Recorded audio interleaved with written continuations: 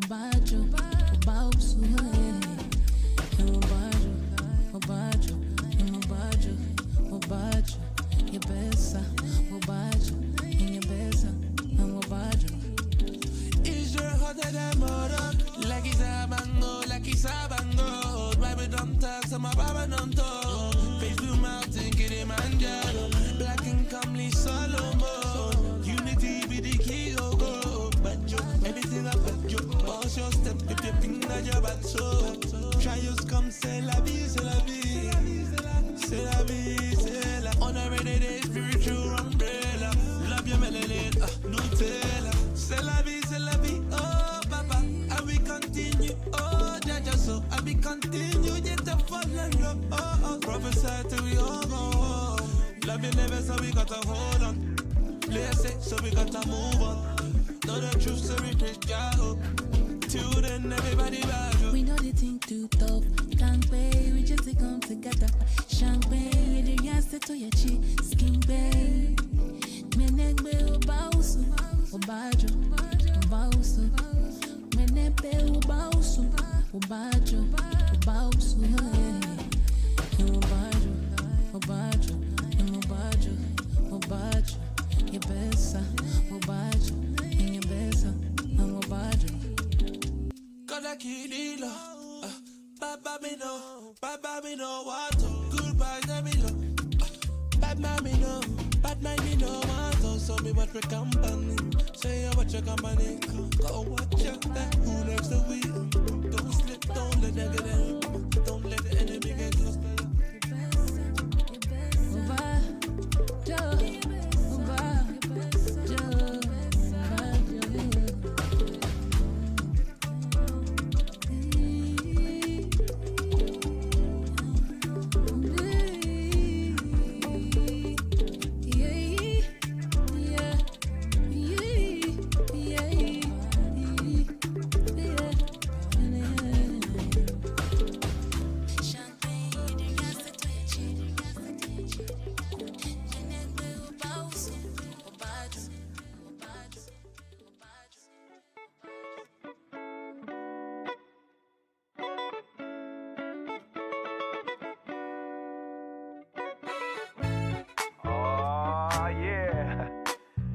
So Judah, you are now flying. Bringing you that southern soul. Yeah. Got the message early morning. Got the order for the city. Yeah, we stormy. I need all soldiers ready for war. Got 50 cities we need to tour. Oh yeah. Finally, I'm in the green. I'm bold as a lion. Got the heart of a king. We gon' blitz your city's pastors one at a time. Robbing our people, taking offering and tithes. Don't pack your bags and try to run out of town, cause we gon' blitz your city's pastors one at a time. Don't need no room, gon' turn and burn. I shine my boots, my purple earned. Off to the next city, who's all gonna roll with me? On gas, I got 50, I got my Bible with me. Finally, I'm in the green. I'm bold as a lion, got the heart of a king. We gon' blitz your city's pastors one at a time. Robbing our people, taking offering and tithes. Don't pack your bags and try to run out of town, cause we gon' blitz your city's pastors one at a time. We gon' blitz your city's pastors one at a time. Robbing our people, taking offering and tithes. Don't pack your bags and try to run, cause we gon' blitz your city's pastors one at a time.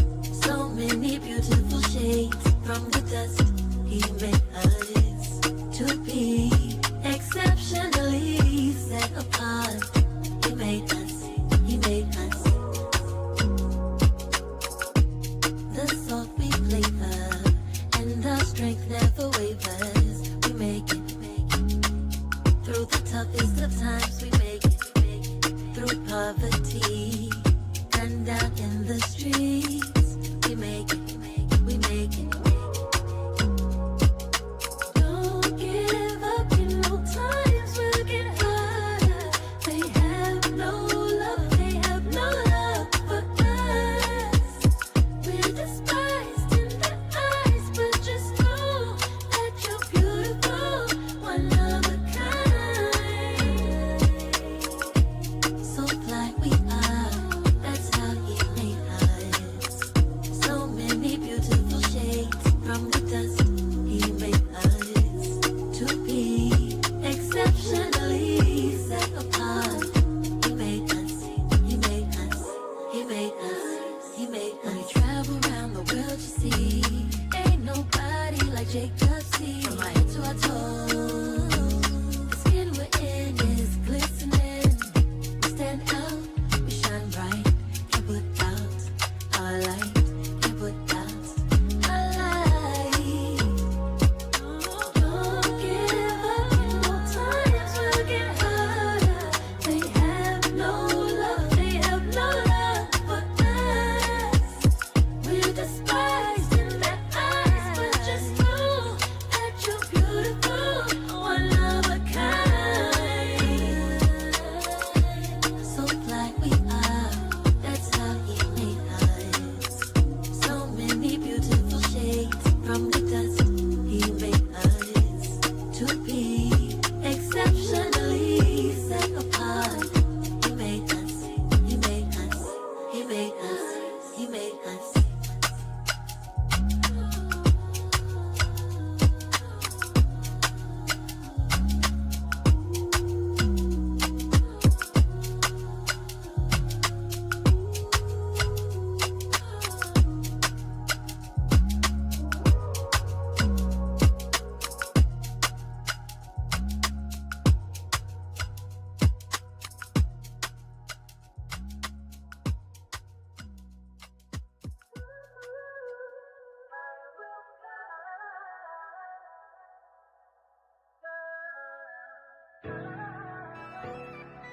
Ladies and gentlemen, may I have your attention, please, as we go through the following safety instructions.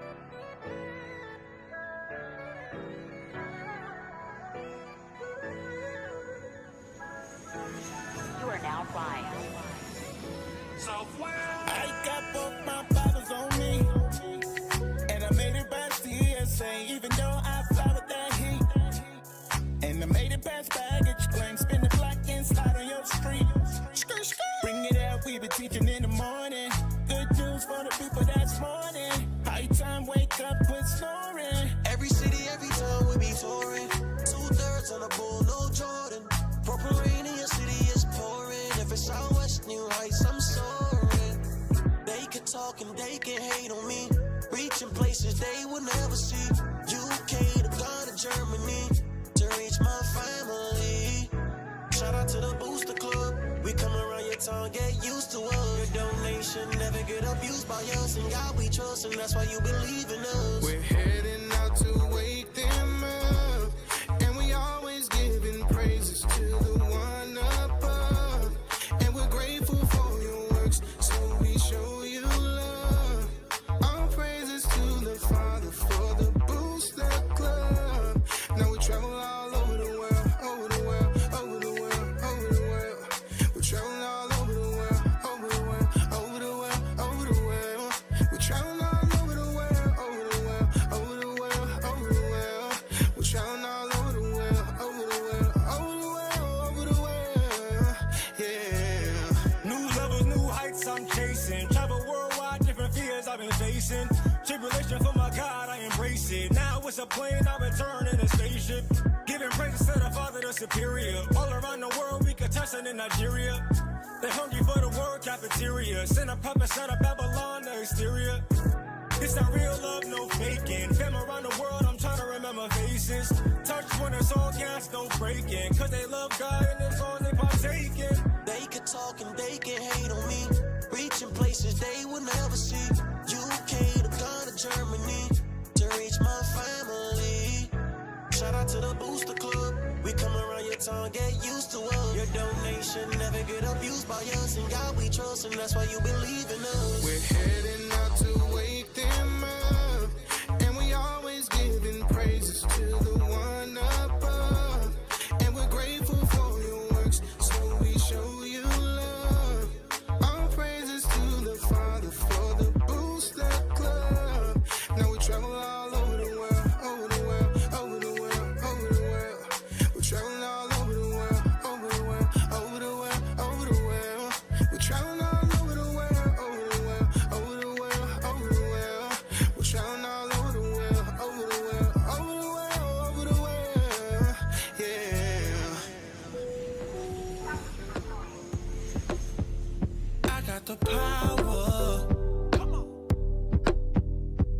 the whole world in my hand.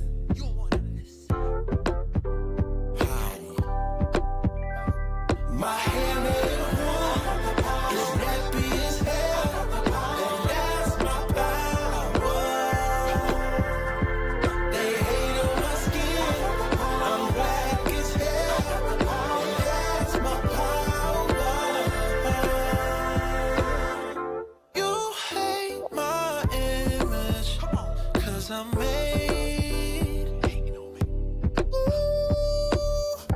I'm made in the image of God. My hand is warm, it's nappy as hell, and that's my power. They hate on my skin, I'm black as hell, and that's my power. Look, they hate on it. They took his image and they put a white face on it. I tell you, like Bambi, how dare you? Sheesh. We was made from the soil, but we not soil. We was made from the dirt, but we not dirt. They whitewashed the greatest image they had to. If I got cancer from the sun, I'd be mad too. I wear my melanin, I ain't got any tattoos. No ink on me, no markers. I'm light skinned, but shit, I wish I was darker. This time I'm doing it right with no author. Keep pushing, go harder. Yeah, keep pushing, get smarter. Like, I got it. Rest in peace to Mohammed. Rest in peace to your Christian church. That body's filled with embalming. I know that they gon' hate on me, but I'm just speaking Ebonics. Yeah, your church I cannot sit through. Leave me alone. I love myself and my big nose and my nappy ass head that a comb can't get through. My hand is warm, it's nappy as hell, and that's my power. They hate on my skin, I'm black as hell, and that's my power.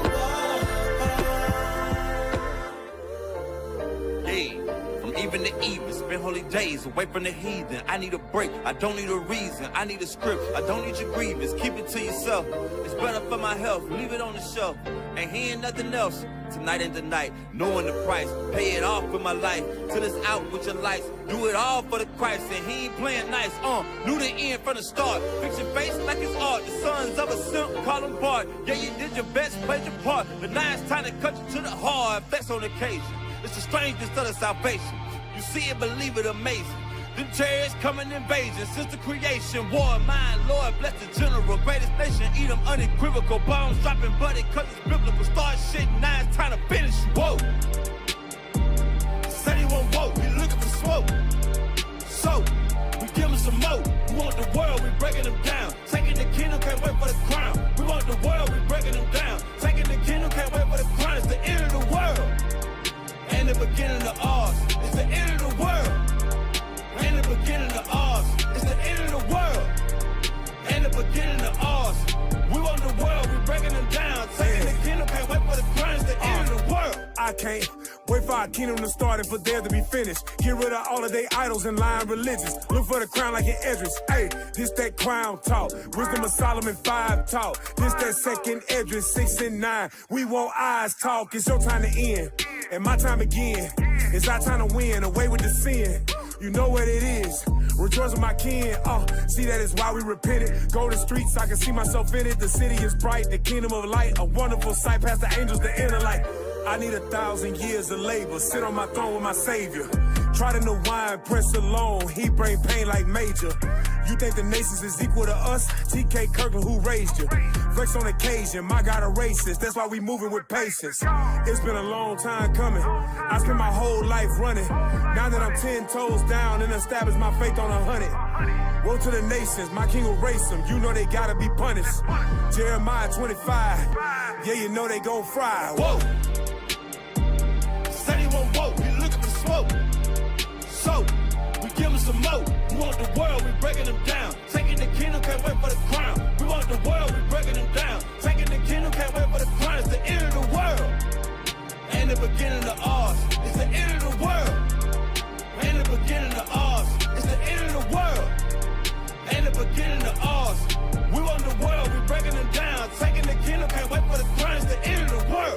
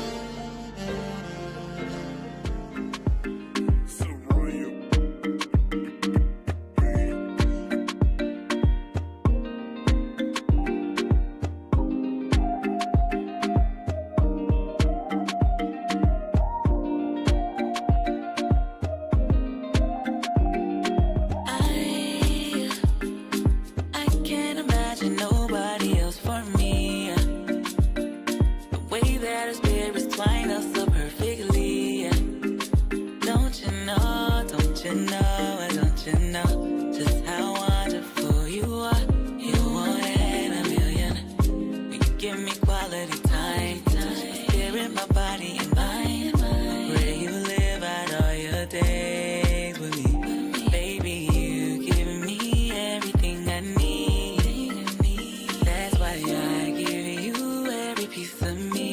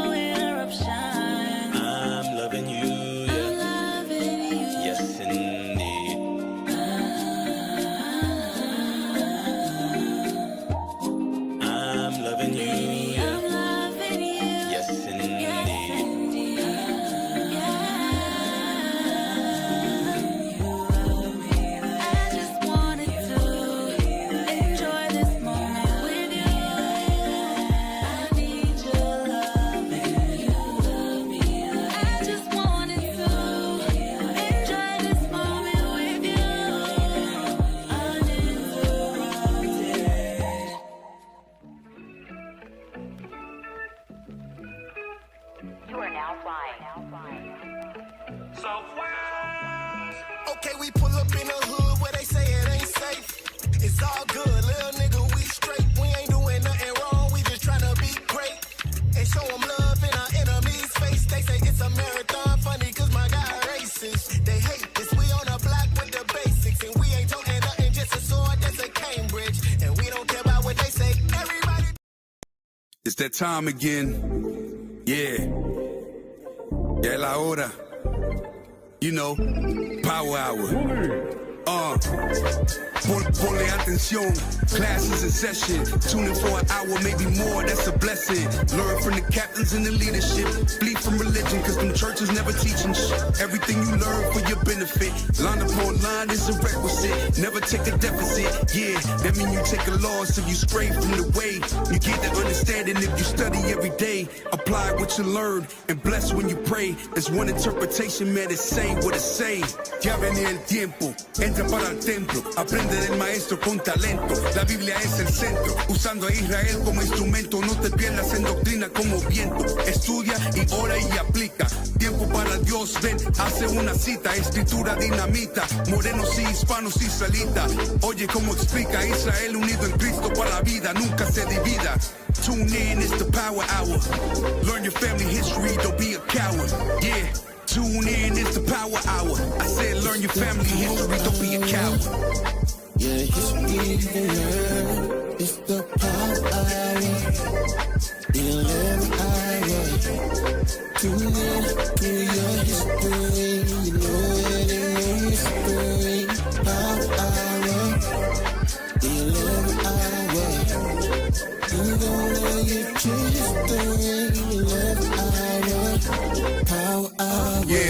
Now you rocking with the deacon while you waiting on the weekend. From the tribe of Ephraim, but don't call them Puerto Rican.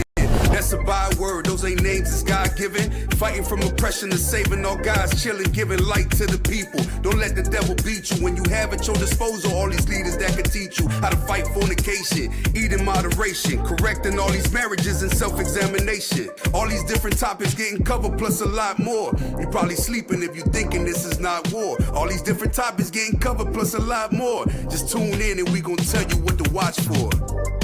Yeah, the Power Hour. You know, it's the Power Hour. Yeah, the Power Hour. Yeah. Shalom, shalom. Welcome to the Power Hour Plus. Yeah. Oh, now you got to raise me up. It was just the music. Yeah, that music's loud. 1 2 1 2. Oh, who is this guy? I don't even know who. I forgot who I am. You, man? It's been like 2 years. I forgot who I am. I haven't been here. Yeah, for real. Damn, dude. I haven't been here. Hey, but I heard y'all been doing fantastic, man. They said the spirit of the show and the flow has been the same. Oh, I should stop stealing my material. You live and you learn, D. You live and you learn. I know. He really pissed me off that time when he's just stole my whole thunder. I think the original. I think it's because I stole your joke too, and I think you really got pissed off. That's my joke, nigga. I'm Deacon Joshua. Yeah. And uh-oh. I don't know, who's this guy? Uh-oh. Who's this guy that we got on the show now? Uh-oh. Hey, I just got off the bench. I'm in the game now, B. I'm in the game, That game, coach. Captain Kimuel, all praises to the Most High. Good to be here. Of where? Phoenix. That's right. Okay. All right. Hey, good Not Orlando test. anymore. Good test. I was just testing him. That was a good test. I was just testing. All praises, all praises. Officer Asher here. Hey, Officer Job. Officer Tobias. Yeah. Well, no, wait. No, Soldier Tobias. Oh, Soldier Tobias. I apologize. It's gonna take a while. Yeah, it's gonna take. It's gonna take a while. Yeah, it's gonna take a while. I want nobody messaging me. Wasn't he restructured? Right. Okay. Not to try to knock you. We just order. No, I appreciate it. Okay. Powerful reader. I'm just trying to. I want to ease back in with you because I haven't been here for a few weeks. Yeah, oh, so you can't go fully 100. No, I Okay, can't. all right, I can't. okay. I can't. Because You know, sometimes it's my burst. No, like when he's used to it, but it's been a while since I messed with him, so. Right. Keep me on point. You'll know by the color. Oh shoot! Yeah, man. All praises. We back. Man. Yep, we back. We got Captain now over here in Phoenix. Right. Yes, he is not just visiting. He now resides here in Phoenix. I am here. He is here. That's right. Yes. We back from men's conference. Yeah. In London, bro. In beautiful London, bro. London. Yeah. Pip cheerio. I've had a swore time. Yeah. Swore. Did you get your tea and crumpets over there? Definitely got the tea. You know what? I was remiss on crumpets, but I did have some fine English tea. Bruh. You know, in high school, one of the first, because I used to be in like musical theater and dance and music and all that stuff, acting. One of the first lead roles I had was in the play Oliver Twist. Yep, Oliver Twist. And his famous line, Oliver Twist, like famous old time show, was like they're a bunch of orphanage kids and stuff. And one of his famous lines is, "Please, sir, may I have some more?" Oh shoot, Right? that was good. That was good. So I that had was to do the whole thing with like a British accent. That was You know what? I'm even gonna give y'all a treat. I think I have a picture of it on my phone. Oh shoot. I may have a picture of it on my phone. I'm gonna show you me in high school playing Oliver Twist. Yep. Wow. Dang. It's So because You got the archive. So you walk I around recently with the vault. found it. No, I recently found it. And my daughter was intrigued because she's picked up kind of a love for movies and you know, all that kind of performance stuff. Cinema. And I'm going to show y'all me as Oliver Twist. Yeah, I was in a bunch of plays. And then I was kind of like known for like we had like a boy band in high school and all that and stuff. So I was like all into that stuff. I used to perform at clubs and things like that. Wow, New York schools. It's a different life. It was a different life. Y'all did all kinds of stuff up there. It was a different life. Yeah, I'm gonna send them pictures there. And you know what else I'm gonna send? Because I'm gonna get on. You know we gotta talk about food on the show. Right. So I'm gonna send some of my food pictures. Yep. From UK.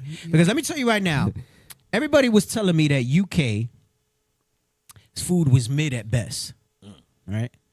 And I said, I don't believe it. I said, this is Judah being Judah, thinking they the experts on food. Right. Damn. And I don't mean all Judah, but a lot of y'all like to collectively, like you have this myth that Judah's the best cooks. Right. That's been going on for a while. Right. Yeah, Judah could cook anybody's food, and that has not been found factual. Dang. Has not been found factual. To this day. And people who came with me or took my recommendations in London can confess that it was legit good food. I just think that a lot of your palates you're just used to the same old stuff that you eat. You know what I'm saying? And that's it. And you haven't expanded your horizons.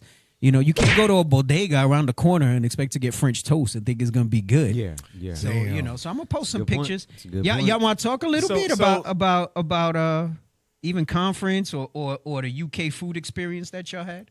So my question, Deke, is was Judah in the kitchen though? I don't know. No.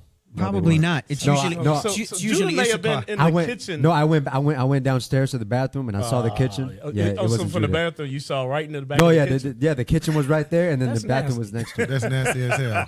I'm just saying where it was. If you asked the question, I'm answering it. Everything is small there because Very it's, compact. It's just It is. it's old infrastructure that they try to maintain.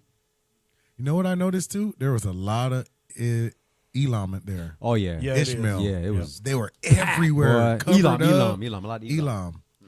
Everywhere. Like they had their own town down there. Their own restaurants, their own stores. Ishmael too. There was a lot of Ishmael. Ishmael, Elam, crazy. Yeah, that was wild. But and they got it reminded me of New York. They got every kind of food out there. Hold on, so y'all talk. I'm sending my pictures up, bro. But hey, would you agree that the fish and chips was good? At that spot, yeah, it was excellent. Now, I didn't listen because I had heard different opinions, not in regards to that spot, but in regards to the fish and chips in general, right? So it's like the people that go to Philly and they get a Philly cheesesteak. Right, It wasn't that good. Same thing with the fish and chips. But the place that we went to, which was Mayfair Chippy, Yeah, it was good. that place was good. Now, it ain't just my opinion because there was brothers that I was staying with. They had fish and chips for like when they first got there, they had fish and chips for like the first 3 days. Damn. Then, we saw Deacon, and that's when we went to the Mayfair Chippy. And they all agreed, and I could tell by, how they devoured the plate that it wasn't just a green because it was Deacon. They really enjoyed Yeah. it. So the Mayfair was fire. That one was good. Bro, but Right. you've traveled with me. You know how it be. Yeah, What yeah. y'all say on the last trip? Like y'all couldn't even decide what to order without me. Yeah. I think, you know what, even the last trip in Ecuador, we're like, yo, Captain Zeph was like, yo, where's the Deacon at, man? You guys were going I don't to know the what to same get. place until Deke showed up. You said what? Y'all were going to the same place until With the Deke other showed brothers up? was. The other Okay. brothers, yeah. They was going to different places, getting fish and chips in like weird places somewhere in Europe. And then that's when we saw Deacon at Mayfair Chippy. They were like, oh, shoot, this is different, whatever. I did experience lamb pepperoni pizza. That was that's crazy. different. Lebanon. Lamb? Yes, lamb pepperoni pizza. Oh, Crazy, wow. man. You A lot uploaded of, a lot. lot of Mediterranean food there. Yeah. A lot of Yeah. Elam food. Yep. All the restaurants talk about halal options, and we know halal doesn't necessarily mean lawful, but generally they're not gonna have pork. Yeah. So you have different options and things like that. Hey, you could show them the Oliver Twist. That was me in high school. I think I was like Wow. in 10th grade. Dang, that's your Yo, this is crazy. You look like son. like your son right there. That Oh, was your me. son looks like you. That was me. That was Oliver Twist. Buddy. That was the year before. No, I think that was my first play. And then the year after, I had a supporting role. I think it's called A Funny Thing Happened on the Way to the Forum. I played another character. I forgot. I think I did 3 years in a row. The first year I didn't get into theater in high school, and then the last year I did West Side Story, and I was Tony because I had the pipes back then. Oh, wow. So it was like West a Side very Story. demanding role, like as far as range in singing. So yeah, that was me. That was Oliver Twist. You got How old were the you other there? one. 14, 15, 14, perhaps. Yeah. dang. I wasn't always fat. I was skinny. Show the other one. Yeah. Yeah, I was. Yeah. I didn't recognize you on that one. Oh my god. Yeah. We used to do it good. Hey, so like they would costume us up pretty good. Like they would rent costumes and stuff. You see how they got makeup? I got the top hat, the little mantle and all that stuff like that. Roughly feather shirt. I remember those shoes. Those were my Guess shoes. They were like nylon with brown chocolate suede. I used to like. I was very much into fashion back in the day. So that's New York. Yeah, that's New York for you. Yeah, so so we had that was so I used those shoes because I said, all right, these are like the most subtle that I could use. But yeah, that was Oliver Twist. So that's crazy. I'm not unfamiliar with speaking with a British accent. So you didn't end up at New York University? Man, I'm gonna tell you, the Lord obviously navigated my steps. I'll tell you that. I think he knew if he would have given me fame, I may not have repented. And he needed me for other things. Right. I was gonna go to Juilliard or NYU, and instead, women was always my issue. I was girl crazy, so I wound up kind of just wanting to make money so I could buy clothes, so I could look nice, so just like Zerubbabel says, so I could get more women. And once I started making money, it was kind of hard to justify going back to school to the struggle. So I just went on kind of a journey of kind of working on, and I wasn't like in one career. Like I was in retail primarily, in retail management, and I hopped around. People have heard me talk about different experiences here and there. I'm not gonna make this a testimonial about my shows, but since you asked, I was gonna try to go to one of those programs. And I just say the Lord had different plans for me. He took me through different steps. Like when the scripture says wisdom at first will walk with you by crooked ways and all these things. Yeah. Like I can certainly look back at my life and say that God was definitely preserving me until that time and chance was given to me. Right. Absolutely. When he knew the right moment at the right time, because it's not random. He knows the right moment, the right time, that exact moment in your life when you're gonna receive that increase that he's gonna give. That's fact. Because I remember I grew up in New York. I used to see Israelites all the time. Yeah. And it was one of those things where like I would not engage. I would rarely stop and listen. Kind of walk by and just, they're just screaming and shouting. It's just part of the background of New York City. Right. They never scream at you to come back to the camp. Nah, not that I remember. Like just or you blocked it out. Maybe Like how long before the truth do you see Israelites on the corner? All my life, I grew up in the Bronx. Like that? Yeah.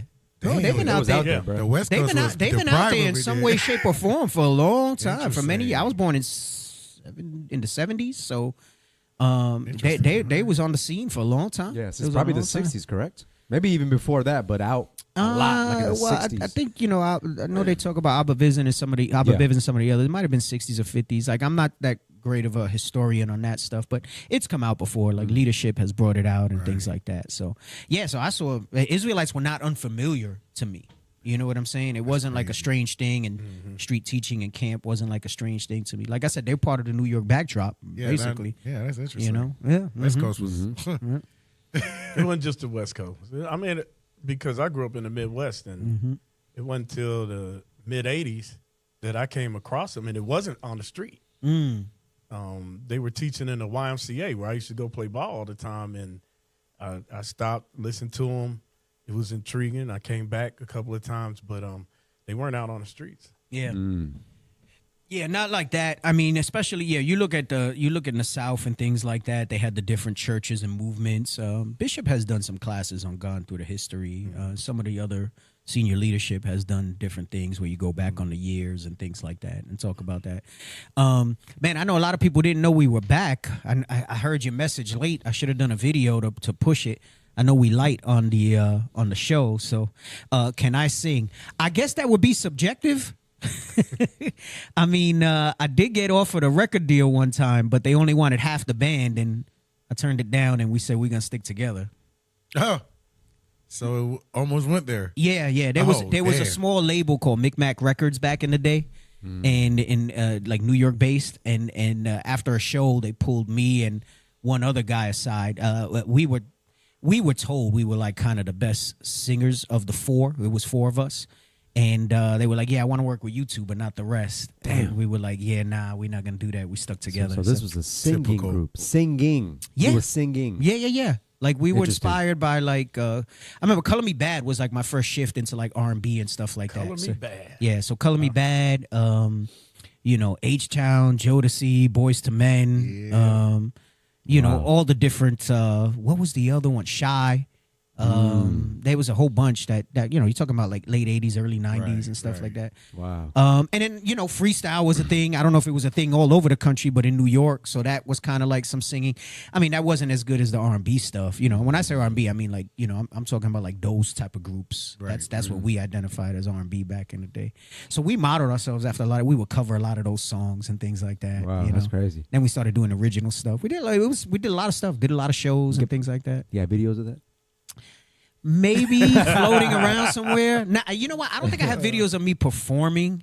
I do have a TV pilot I did, but it's on VHS. I did a TV pilot. It was supposed to be like 90210, but in the Bronx. Dang. Like, you remember Beverly Hills 90210? So it was supposed to be like a gritty. It was called East 182nd Street. And it was supposed to be like, real rough takes on like what kids go through in the inner cities and stuff like that. Like life. Yeah. So we did a few episodes, like a few pilot episodes, and it never really went anywhere. I think they weren't ready for something like that in the 90s and stuff. So, But again, that's why I say it was the Lord. Like, Yeah. But yeah, I was all into that sort of stuff. But the man's going to the Lord. Right. I can say that. I can say that with all certainty, and I firmly believe that every step I took and everything I went through and where He led me was to kind of equip me to fulfill the roles that I fulfill here. I always had an affinity for teaching. That was always going to be a backup for me. I thought I used to like writing and reading quite a bit. Well, I still do. I just don't write as much. But I thought I would be like an English teacher or something like that. Oh, okay, I remember even when I went back to college for dental hygiene. Like I had to take like a couple writing courses, like, the last few years to graduate. And the dude was like, why are you going into dental hygiene? Like, you should be a writer. And I was like, because I want to make money. I said, writers don't make money. Wow. Yeah. So, yeah, man. Nah. I don't do the singing. I don't even think I'm that. I might not even be that good anymore. I used to be able to carry a tune. I guess if you did once, you could. Yeah. Like riding a bike. I would need to get the breathing right and everything again. And, that's a big part of it. And I don't even know what my range is anymore. My voice probably deepened a little bit. I used to be a tenor. You never know. Remember? Tenor. Yeah. Interesting. Because I was in chorus in high school and stuff like that. So we used to do like ensemble shows. Yeah, I used to do all that stuff. I got like awards for that and everything. Yeah. Remember in London, Captain Zakar was talking about OR and all that. Yeah, I don't know if you remember that conversation. Oh, yeah. Bishop Kanai been saying he want to get me on something. Right. He want me to do something. Never know, and then man. the Northern Kingdom brothers, they've given me songs. There was one track I did back in the day when we were in Paulding, where I laid down some stuff. And then my brother was doing an album before that album fell apart, and I had like a part on that too. But yeah. David, the musician David, that's with us. Oh, the blind David, brother. yes. He knows. Like, he was helping me kind of. Oh, that's dope. I remember we set up the studio in there and we were recording. So there's been times where I've almost made my debut here, but it hasn't happened. So. Bishop Kanai says he wants to do something with me. We'll see. I'll see. Yeah. I'm real busy. I got brothers that have reached out to me and say, yo, we would like you to do something with us, but it's the commitment's So a it'll be little the tough. pen and the voice. Huh? The pen and the voice. I don't know. The pen and the voice. Like one of my That sounds kinda favorite, one dope. of my favorite salsa singers is called Labo. Hector Labo. Okay. Yeah, the voice. Yeah. That means the voice. Yep. Yeah. That's funny. You said the voice. Anyway, hey, let me show some of this grub before you know how we do. We gotta show some of the food. Let me show you some of the London food. That was tiramisu that I had. So I went to this Italian restaurant. Me and Bishop Kanai were. So first off, let me just say it's always so great to be around the brothers, and especially around. I don't want to say that I'm an original, but I was here pretty early in the game. I'll call us the originals, or the ones that have still persevered. And, to be around, like, everybody that I've been with and I came up with, and, it was really nice. And Bishop Kanai also has, like, a palate to try different things. So, we got to try some different spots. And, I think this day that we went to the Italian spot, we had lunch and dinner together. And then I linked up with Bishop Yawasop, too. Nice. So that was, like, some tiramisu that they did. I'll be honest. It was all right. I think they put a little too much of the coffee flavor on it for my taste. But go ahead. Next. You could just scroll through them. Man, that was fire. That was, bro, even Bishop Yawasop got in on that a little bit. That was like some pear tart. It was like a pear tart mousse with pistachio gelato. and the flavors together was fire. The flavor together was fire. Go ahead, come on. That's some fresh pasta just with basil, oregano. Like that's not canned sauce. They cook the tomatoes and cook it down and all of that. That's why you have some tomato. You see, a lot of y'all might not like Italian like that because most of the time y'all don't cook the noodles right, or you go to a place where it's noodles, not pasta. Pasta's supposed to have, that's what they call al dente. It's supposed to have like a little bite to it and like a little chew to it. Yep. And that thing was fire. They did that thing from scratch. Go ahead, keep going. So there's like a Michelin star chef over there that does only burgers. So you ended up going to that Her joint. Yeah, I went to Her Burger. Yep. Nice. Yep. Fire. Everything was and it was smash patties, and it would like melt in your mouth. It was delicious. And of course they had different things like truffle and different flavors and stuff on it. Go ahead, come on. The fries are fire. Like everywhere I went, chips were good. I don't know what they do or how they fried them, but they always crispy. Yeah. They always crispy. You get some limp fries out here, man. People don't do them right. Go ahead, come on. Oh, that was a dessert one night. All right, that one was all right. It wasn't all that. Go ahead. Of course, my tea. I have to have my tea. Yeah, go ahead. I do my peppermint tea in the evening. That was like some chocolate mousse cake. It was all right. I always got to have the dainties. Go ahead, keep going. Damn. That was, what do they call that? Burnt cream or something like that? That was a little sample at that Mayfair, I think. So it's like their version of creme brulee, I guess. Not as good as creme brulee, but it's like the British version of creme brulee. Go ahead, come on. Man. That was all right. So they call that sticky toffee pudding. Yeah, that looks fire. And it's sweetened with dates. And it has the Madagascar vanilla gelato. Fire. Yeah. What's delicious. on the bottom? I don't need It's just like a sauce. I'm getting hungry now going through this. Go ahead. Come on. I'm trying to show you the food. So this was something that's inspired by the Elam community there. So you see they're starting to have fusions. This was like fried chicken fritters. And inside it reminded me of like samosas. I don't know if you've ever had like Elam food. Elam food, I would not eat Elam food in India because They use their everything feet. I see, they use their feet and stuff like that. But Indian food be fire. Season. Like, remember we went to the Indian spot? Yeah, that Indian right? food was that fire, Indian food was fire. The lamb and the rice and everything. So much flavor. Yeah, so much flavor with all the different spices they use. So this was good, and it was like a curry type sauce. That was fire. I didn't even share those. Those were so good. Good. They got some Victorian lemonade. So it's like a sparkling lemonade, but because it's fermented, it's not like it's carbonated. So it's almost like kombucha, but light, not as heavy as kombucha. Go ahead, come on. Damn. That was a brunch I had. So that was like some pancakes. Those are gluten-free, by the way, too. That looks crazy. So that was like some fruity pancakes. I know brothers were showing me their breakfast. They went like around the corner. It was called The French toast, Yeah. but it was like burnt bread. Right. Oh, And that was it. No syrup, Terrible. nothing. Yep. Go ahead, come on. Damn, that looks Oh, crazy. that lamb rogan Josh is like one of my favorites. Okay, all right now, Almay. I see. You know what's up. That lamb rogan Josh is fire. And then you get the naan bread and you dip it in it. What? People sleeping on Elam food. And see what I'm saying? Like everybody's like, goop scoop, this and that. That stuff is good, bro. That stuff is good. Go ahead, keep going, keep going. Man. I'm trying to culture y'all a little bit. Let you know there's a lot of food out there. Go ahead, come on. No They make eggs. so first of all, one of the things about Europe, right? We all talk about that is that they don't let a lot of chemical stuff fly. Right. That's real. Everything was less sodium, less sugar, Yes. even less caffeine. I went to Yes. Starbucks out there, and a comparable latte is double the caffeine and double the sugar, so the calories are less. So I went to Starbucks one day, and it was less. Like I had to get 2 coffees to get the equivalent of caffeine that I'm used to getting out here because I needed it. I was tired.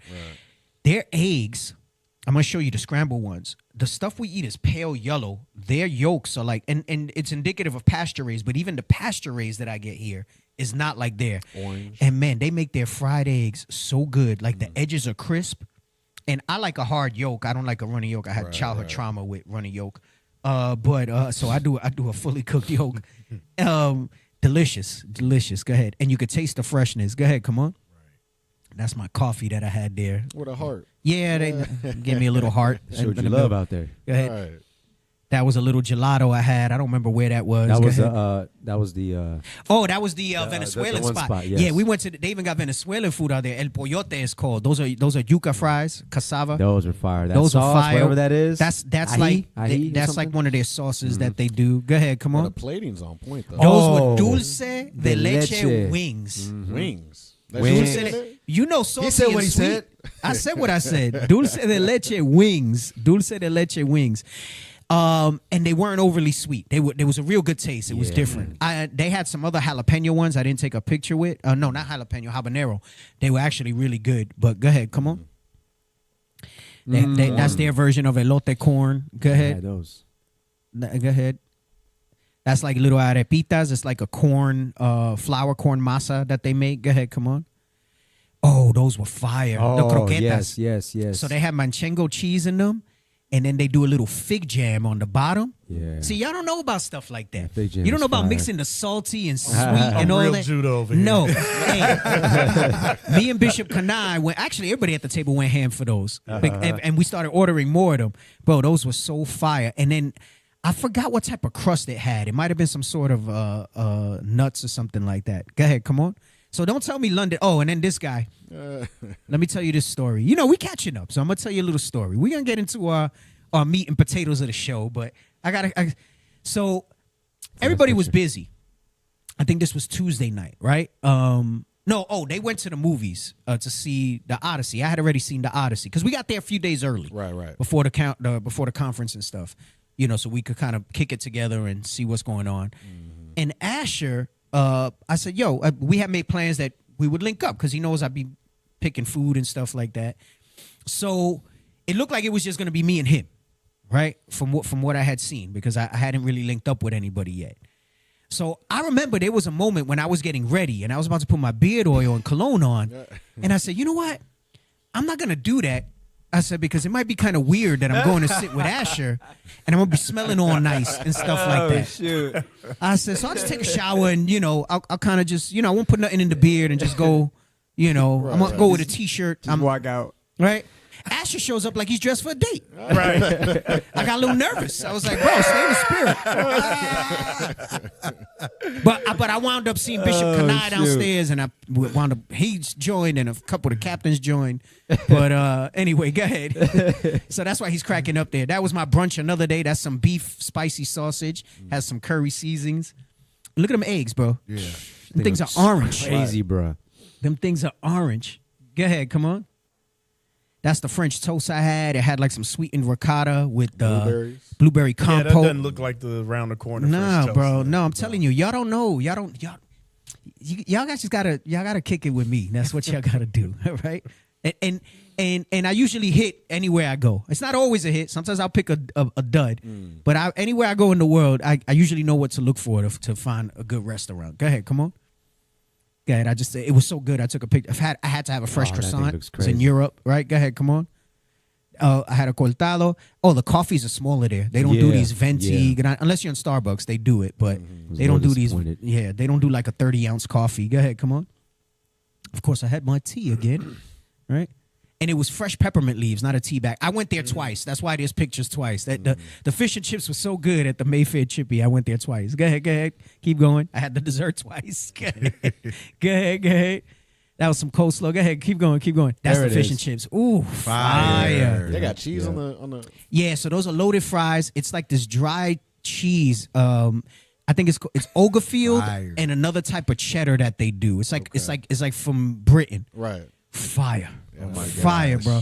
Bro, I want to go now. Yeah, Man, come on, dude. was excellent. Bro, and then they do this thing called mushy peas. If you see like in the background there, the green. Oh, on the but you're top, supposed to yeah. dip your fries in it. But it's good. Like you would think mushy peas is good. And then there's a gravy and then the tartar sauce. Yeah. It's like silk. It's not the crap they serve us here. It's not the crap tartar sauce that we get What here. kind of fish is it? Cod? It was haddock because this particular place, they say the cod is overfished. Right. So they're trying to be sustainable. So It was still good. delicious. Real tender. Some of the best fish and chips I've ever had. It was my delicious. gosh. Go ahead, keep Tender going. and crunchy. So that's supposed to be like a Scotch egg, and a Scotch egg normally has pork, but since it was a seafood spot, they put haddock in there. So it's like it has like these curry seasonings, and it comes with like a curry mayo. Go ahead, come on. That's good. Is that it? That's everything? All right. That was my food adventures that I did take pictures of while I was out there. So for everybody, shout out to Judah who said it's trash and mid. Particular shout out to Captain Mattathias. We discussed about it prior. He's like, nah, the food's not good. I've been here 6 times. It's not good. I said, I don't know, bro. I said, you just haven't You just haven't gone with me. I said, that's what it is. Oh, Asher sent some pics. That's when we was It together. was just those two. It was that one and then Yeah, see, I don't dress up when I go with the brothers. You know, I'll dress decent, but I'm not trying to put no vibe that I'm on a date. Was that with your some of second these time guys. going or your first time That was going? my second time going. Okay. Look how big the fish is. The picture Yeah. didn't give it. See how Yeah. big the fish is? Right. That thing was Yeah, Crazy. that thing is fire. Anyway. And then you got the that was from that Poyote. Oh yeah, that was good. It had the cheese. Hey, the chicken. remember, Deke, that was supposed to be like a donut type of Right, bread. they didn't have the donut on it. It was supposed to be like they put a sugar glaze on it, Yeah, it was but they gonna be weren't good. doing it like that no more. I guess. Yeah. Yep. Yeah. Good Yeah. stuff. Good stuff. And just to add real quick, I had to try because I heard they use different ingredients out there. Yeah, they do. A lot of stuff, processed stuff they don't have out there. So I got a Whopper from Burger King. Right, brothers was telling me that KFC hit different out there. Oh my gosh. Yeah. It tastes different. Like typically out here, you eat a Whopper, it feels like it's stuck in your stomach's trying to realize what's in the Work it stomach. through, There, it felt like I could eat 2 Whoppers and Right. it didn't even feel like it. So you know, it's hard for me to accept that Crazy. Judah believes they're the best cooks, and they always pick trash places to eat. Damn. Hey, where's that verse where Solomon said he had the cooks one every month? Oh yes, that's in Give me that. Kings. I'm gonna Yeah. show you that because I know Judah gets real all up in their feelings. Like Northern Kingdom don't get. Well, let me not say that. There's some emotional as Northern Kingdom, Yes, but sir. Judah First gets so Kings 4. sensitive all the time. Like relax. It's all love. We all brothers. We was arguing in the room at one point. You know, when we was all hanging out, and you know Judah, Don's getting on me. He's like, "Don't say it. Judah's the best cook." So he knows that I be coming up with my Y'all be going arguments. at it. And I said, look, I'm not gonna get into it because you guys are never gonna believe it. I said, you're gonna maintain your facade and your fallacy. You want to believe that? You could believe that. All right. I said you could believe that if you want. And that's not been my experience. I'm not saying Judah can't cook. Judah, all 12 tribes. Right. To make a blanket statement though that it's the best and all that don't make no sense. There's so much variety in the kingdoms. I agree. That even Solomon wanted to have food from all 12 tribes all year round. Right. Bring this out. 1 Kings 4:7. The book of 1 Kings, chapter 4 and verse 7. And Solomon had 12 officers over all Israel, which provided victuals for the king and his household, each man his month in a year. Each man his month in a year. Each man his month in a year. Go ahead, come on. Made provision. Right. You know what that means? That's going into each tribe That's crazy. because there bro. was 12 months. Right. Each tribe had a month where they would cook for him. Right. So all 12 tribes could cook. All Bring right. it out. All 12 tribes can cook. That's right. crazy. You see, I love it. I like, you know what? I love y'all, Judah. We know what the scriptures say about Judah and the honor for Judah. Look at Darren Crockett. That's my brother right there. He a loyal follower of the show. He said, "Is heaven and our Lord came out." They start quoting the scriptures about how great Judah is. It's all right, man. If y'all feel triggered, Yeah, type you 2 know. diabetes. Yeah. He ain't Definitely lying. true.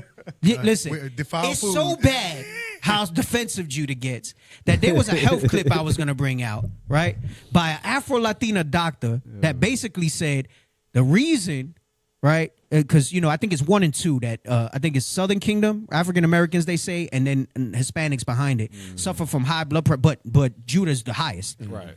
She said it's the way y'all cook. She said y'all food is killing y'all. We learned through slavery. Don't blame it on that. Uh-oh. Don't We have blame been it on that. Well, destroyed. when you eat fried chicken We are like 5 destroyed. days a week. Oh, look at Deacon Abiel. He said, I'm mad. I can't call in. Deacon. Listen, Deacon, I don't know what's going on with these brothers. They piss me off every week. We've been trying to get call in for like 2 years. It's been a minute.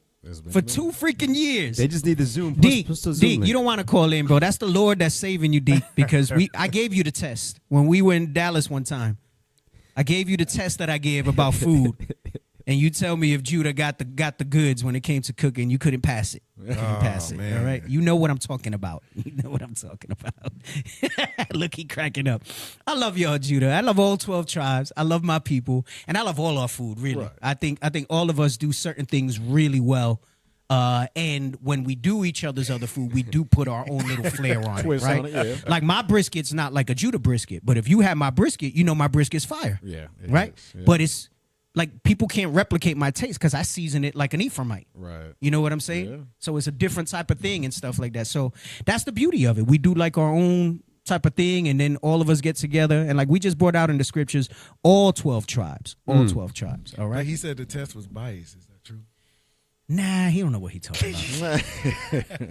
He don't know what he talking about. This is why I don't get into the debate no more. I did it for like 3 months, and no Judah. Do you know who came the closest to meeting my challenge? Mama Shamara. Okay. Yeah, she has submitted a list to my wife, and she How many said, dishes "Look, she pull off? She was able to get 5. Okay. Yeah, All so right. she came Not close. bad. I think I said 8. I think it was 7. Yeah, she came close. She came close. Wow, she was not able to bad. get 5. Okay, She was able to get 5. Yep. Shout out. Yeah, but you know. Anyway, what do we got? Let's do our health segment, and then we're gonna get into the main portion of the topic. What do we have up here? Let's see what I want to go into. Myosteratosis. See, that's the Dr. Lobo that I like her stuff, but I don't want to use that. You know what? I'll keep it a little humorous before I transition. Do the one where it says cheat meals are for when you're already lean. Let's do that, because this is facts. Some of y'all ain't meeting your goals. You ain't got what it takes to get to the body fat that you want to get to. Right? I don't think I got what it takes to get to the body fat that I want to get to. I want to be 12%. The closest I got was 14.9. And the lower you get, the bigger the difference is. You would think that from 14.9 to 12, roughly 3%, wouldn't be that drastically different. But when you're that low in body fat, it's a big difference. And that last 3% was a killer. I had to stop. I couldn't do it. I was tired. I was lethargic. I couldn't think. I was falling asleep everywhere. It's like you got to starve yourself. You know what I'm saying? Like there has to be famine for me to be 12%. Damn. And then I won't be diesel 12%. Right. You know what I'm saying? That part. Right. So let's do our little health clip. Come on. Cheat meals are for when you're lean already. Motherfucker be 30 pounds overweight. Coach, when can I get a cheat meal? Never. When you're not a fat fuck. Like you've had a cheat breakfast, a cheat lunch, and 3 fucking cheat dinners every day for 30 years. We can't go 6 months without a cheat meal. You can't lose the control that food has over you as a grown adult before you get a cheat meal. It's fucking food. Oh, it's food has way too much of a fucking control over you. You don't need a cheat meal. Cheat meals are. That's what I tell you all the time. Until you've reached a measurable, like a good milestone in your weight loss journey, stop with the cheat meals. Stop with the cheat. Come on, man. Cheat day. Right. Day. Cheat day. Cheat day. Crazy work. Crazy work. Y'all don't need no damn cheat meal. Play it but one more time, the beginning again. Bring it out. Cheat meals are for when you're lean already. Motherfucker be 30 pounds overweight. Coach, when can I get a cheat meal? Never. Stop. That's it. Never. It. When can I get a cheat meal? Never. You got to be lean already. That's people who are lean and their body's working different and it helps you out. Don't be on no cheat meals and stuff like that, man. Get off of that stuff. You got something, Cap? Yeah, and when I'm still traumatized by Officer Joe talking about Burger King over in Europe. But anyway, and when you go in and you look at those menus and they, you see 1,100 calories, 1,200, and you think, and I've been learning a lot about it since I've been out here, how you could set yourself back 2-3 days off of one meal. Yeah. Yep. So. Hey, did I have any ones about alcohol? Because now that brings me to the other point where it says it slows down your stuff for like 3 days or something like that. Is that it? Oh, yeah. You know what?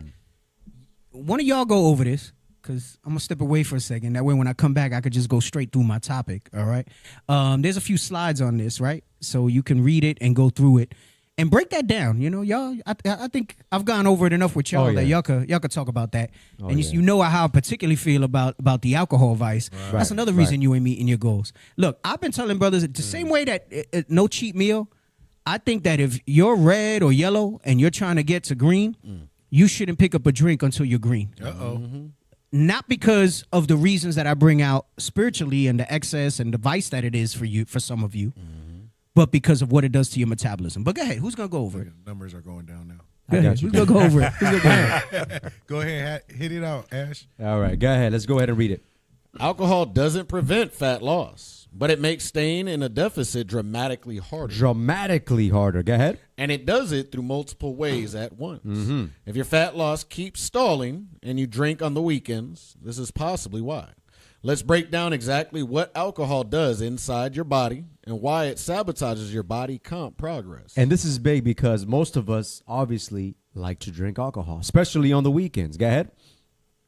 First, let's discuss how alcohol is metabolized. Your body treats ethanol as a toxin. It wants out. That's what alcohol is. It's ethanol. Your body takes it in and it receives it as a toxin. It is a toxin. Go ahead. Here's the key. You have nowhere to store it. You store carbs as glycogen and fat, adipose tissue, but there's no storage form for alcohol. Remember, it says it's a toxin. Go ahead.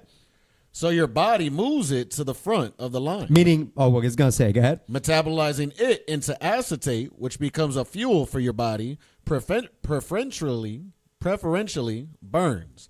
While that's happening, fat oxidation gets put on hold. So as you drink the alcohol, all the stuff that you ate before, during that day, during that time, that's no longer getting burned. That fat oxidation is no longer working because it's now prioritizing the alcohol or the toxic or toxins that is in your body. Go ahead. We have controlled human data on this. After alcohol ingestion, Seiler et al. 1999. Whole body fat oxidation dropped by 73%. The release of fatty acids from fat tissue dropped 53%. So after alcohol ingestion, it says that the whole body fat oxidation, which is what we want, dropped by 73%. That's almost 100. That's almost 25% from 100. And the release of fatty acids from fat tissue dropped by 53%. 73 and 53%, that's a huge margin. Go ahead. Your body clearly shifts its fuel priority toward the alcohol and away from burning fat. Interestingly, less than 5% of the alcohol got converted directly into body fat. Wow. So alcohol doesn't turn into fat. It just temporarily puts the brakes on fat burning. That's even if it's just one glass. Keep going. Here's the nuance most people miss. If you drink inside the nuance, Asher. There it is. If you drink inside your calorie budget, yes, fat oxidation is suppressed, but it's temporary. Once the alcohol clears, your body gets right back to burning fat. The real problem shows up when alcohol is added on top of your regular diet and creates a calorie surplus. And it creates a calorie surplus. And remember, alcohol is 7 calories per gram, okay, of alcohol.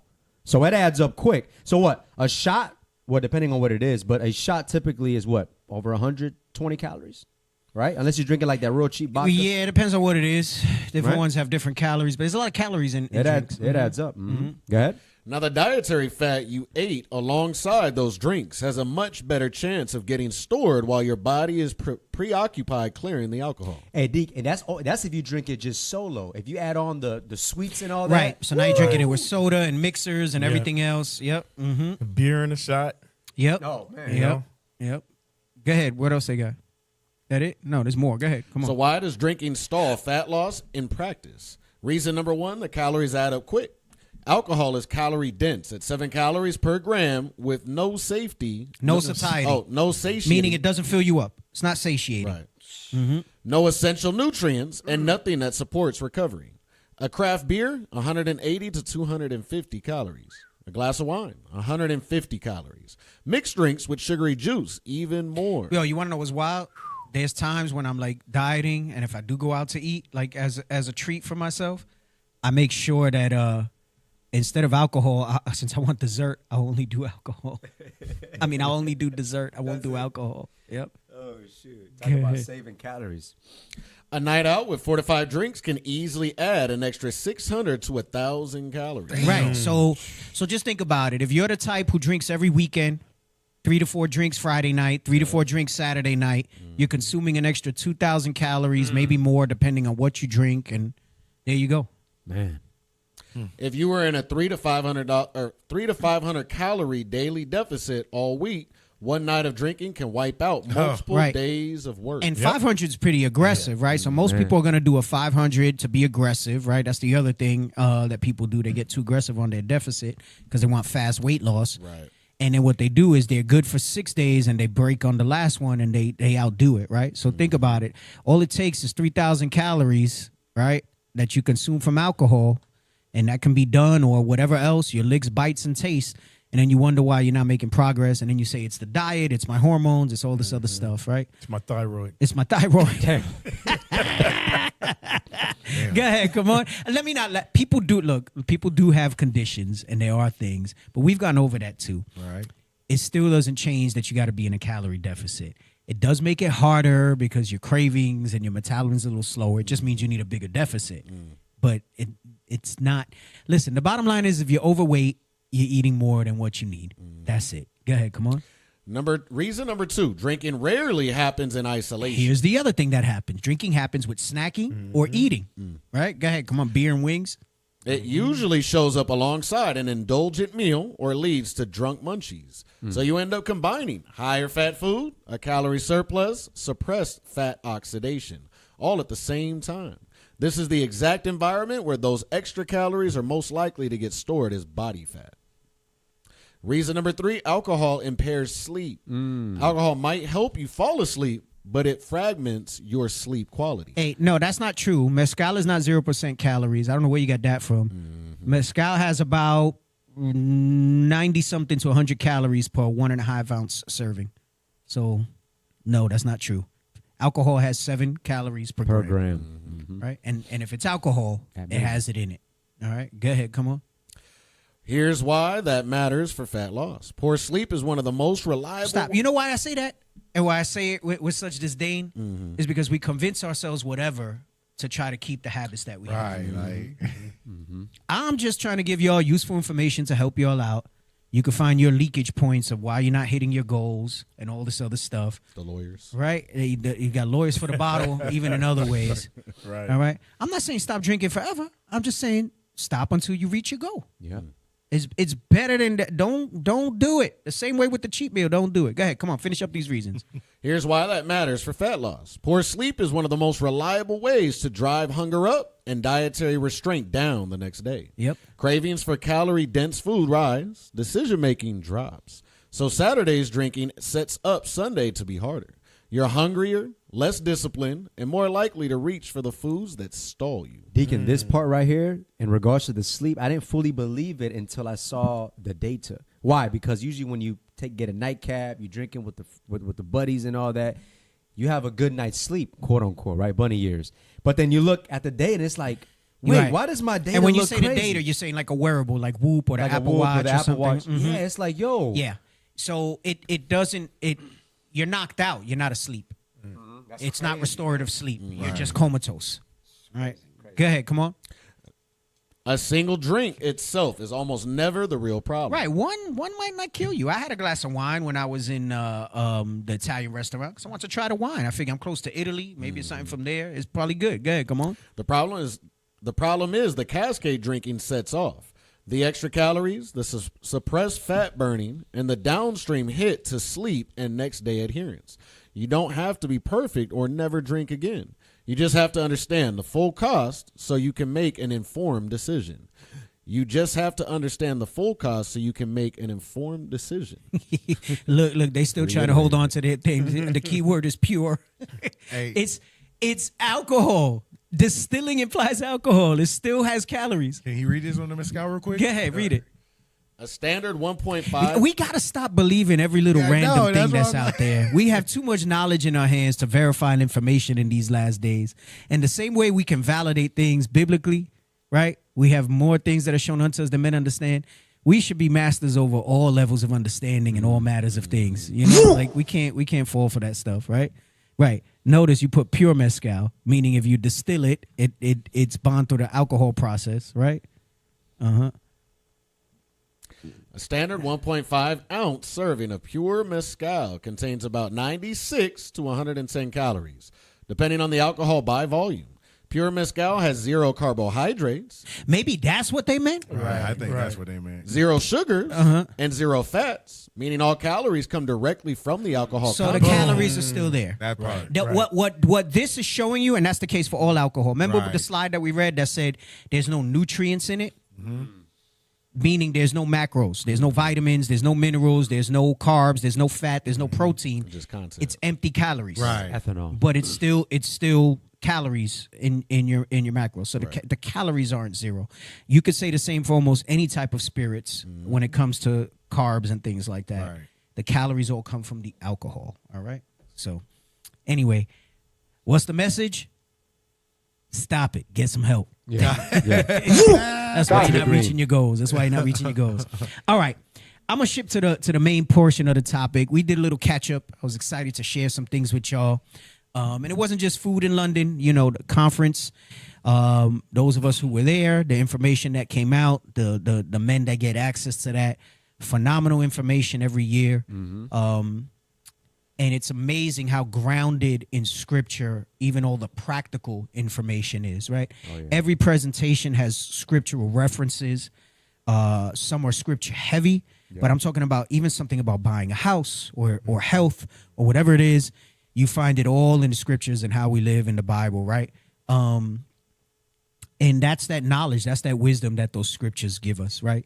It's not just about casting down the imaginations and the doctrines, right? But get me that in Baruch. There's the book of the commandments, them that keep them.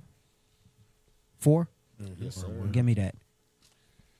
It's the book of Baruch, chapter 4 and verse 1. In a world that has so much info,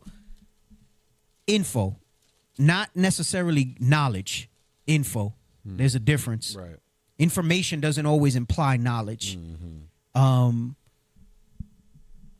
Things like the internet have given a lot of people platforms to just say whatever they want that's not validated. Sometimes I get so vexed when I watch something that just Doesn't even add up. It doesn't even add up. Like, don't put bananas in your smoothie because of this, and something that was done in mice but's never been shown in humans, and don't do that, and all these different things that are replicated, and or if they're not outright false, they're kind of stretched. Lemon water will right? make you lose weight. There's just so much information that comes out. And I'm like, it's not all knowledge, right? Because, if it, remember, your algorithm fits your bias. What you watch, it's gonna give you more of that. So all you gotta do is spend whatever amount of time that they count in seconds or minutes on one clip that's talking about. I'll give you one example, and people are gonna get triggered in the comments. Watch, there's gonna be at least one. I'm gonna tell you what it is: seed oils. And because a few people are telling you seed oils are bad. Now they're telling you to go to heavy saturated fats like butter and beef tallow. Look, the Lord made all these things for us, right? The issue that I'm not even going to get into. I've gone over it. I'm not even going to get into the studies that show there's no inflammation from seed oils and none of that stuff like that. Now, I'm not saying that oils don't denature when you cook them and things like that, and that it could become carcinogenic. Anything can, right? Like you cook something, like they tell you barbecues. Cancer causing because of the coal and the wood, and no matter what you use, right? Even the gas gives off something that puts something in how you grill it. But my point is, that's another one that triggers people. And it's like, no, do it in beef tallow. All right, you keep doing all that saturated fat that's certainly proven to clog your arteries and arteries, and see what happens. I sounded like I was from Boston there. Boston. Arteries. It's London. I was like, well, should have been from London. But anyway, go ahead. Come on. No, that's not it. The book of Baruch, chapter 4 and verse 1. Come on. This is the book of the commandments of God, and the law that endureth forever. All they that keep it shall come to life. Right. So it's telling you they'll come to life. First and foremost, it's talking about gaining eternal life, but it's letting you know that there's so much information in there that it's the ways of life. It's the way for us to live and prosper in these last days, right? And we have to make sure that we pair that with the sound judgment that the scripture is supposed to give you. And a lot of times our people just carried away. We have the propensity to just be carried away by various doctrines, right? And winds of doctrines. And that's what people have done, especially when it comes to the food space and this, that, and the other. There's more important things to. I'm not saying that in isolation some of these things aren't bad for you, depending on but there's so much that goes, like if you're exclusively consuming this or doing that. Everybody says stay away from who really stays away from processed foods? Nobody. Very rare. And I know someone will say, yeah, me. Okay, great. Good on you. That's good that you do that. But the reality is we live in a world where that doesn't really happen. Right? That doesn't really happen. It's not set up for that, you know? It's just wild to me, a lot of the stuff that's out there, which is why I started doing the health piece thing anyway, right? And first I said I'm going to apply it to myself so that I could talk about it and not be the plumper that I was. Right? You know, so anyway, let's get into this. Because like I said, I don't want to do 3-hour shows, but I do want to get through my topic tonight. So I was going to go over this during the World Cup stuff, but I was real busy leading up to conference. I think a couple times I was sick, and then some other stuff happened. I couldn't do the show, right? Argentina. I want to talk about Argentina because, you know, I'm going to talk about Northern Kingdom stuff. They really showed their ass during the World Cup about their racist sentiment, right? So the topic today is called White Argentina and the American Empire, right? I don't know how much of the American Empire we're going to get to because I want to talk about Cuba too. But I want to start with White Argentina first, right? Because I feel like if there's one thing I have to put on the back burner, I don't want to be further away from what was brought out during the World Cup. I hope you guys got my videos of the Argentina stuff that I put up that was showing their racism. All right. Good. We got a lot of stuff. Okay. All right. Hold on. That's it. Have it ready, though. You don't got to go back to that other stuff. Have it ready. All right. I'll talk about that first. Okay. There's a few things I want to talk about today. We'll be spending a bunch of time in Hosea when I get to those verses that explains a lot of this stuff that we saw. But the main thing I want to bring out is that you have to understand the history that Argentina has. And why am I talking about it? Well, we've been there. The brothers on my team that we do a lot of the Northern Kingdom travel together. And there's aspects of the light-skinnedness that you see, right? So being light-skinned doesn't mean you're exclusively not Israel, right? That's the narrative that a lot of camps try to push. But one thing that I always say, remember in your mind and look it up, el blanqueamiento, right? It literally means the whitening.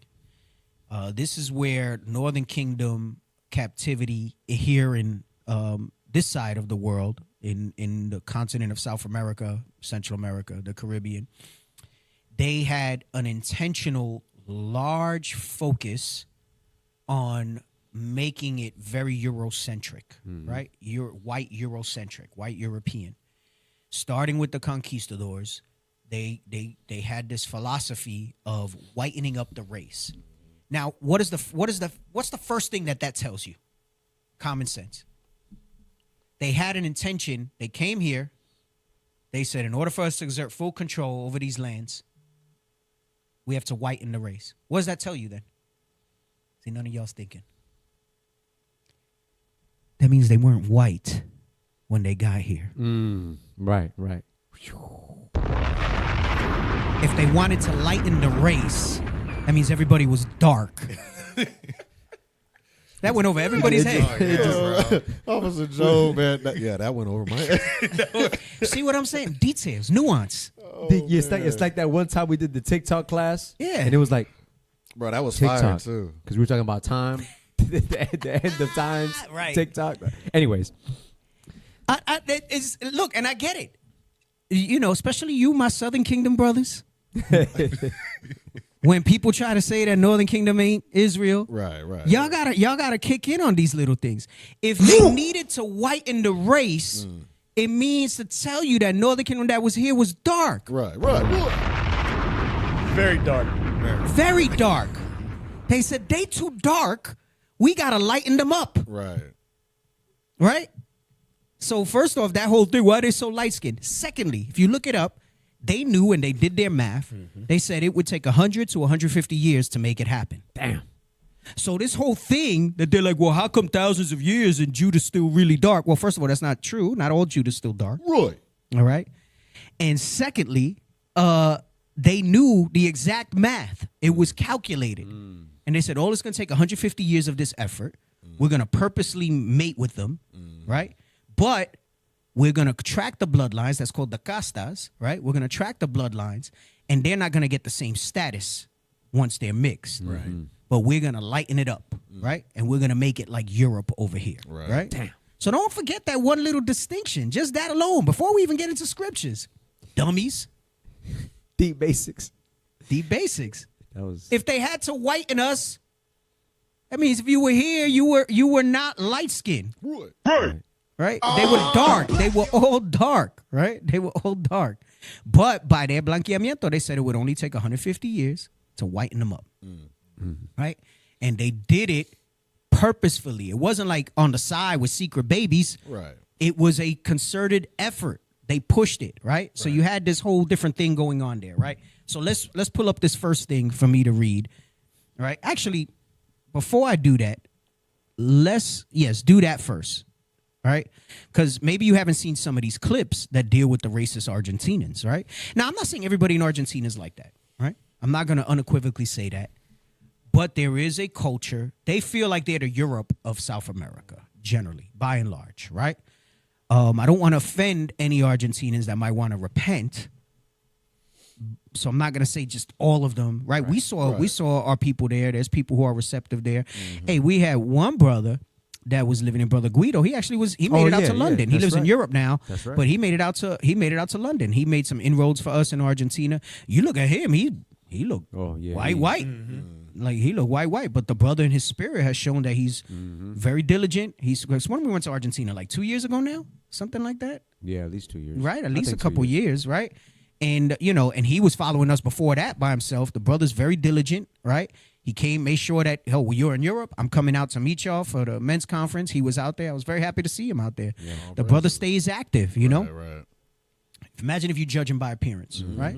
So, go ahead, read this.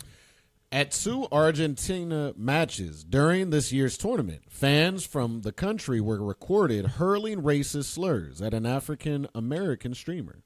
Online critics were quick to dredge up comments by a former Argentinian leader as proof of the country's bias.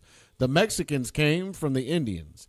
The Brazilians came from the jungle, but we Argentines came from the ships, from Europe. And that's the mentality that the population that's there today has. The hell is this? Right?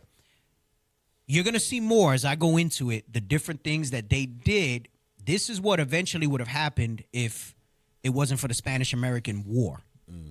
Policy shifted. The Lord gave us ease, right?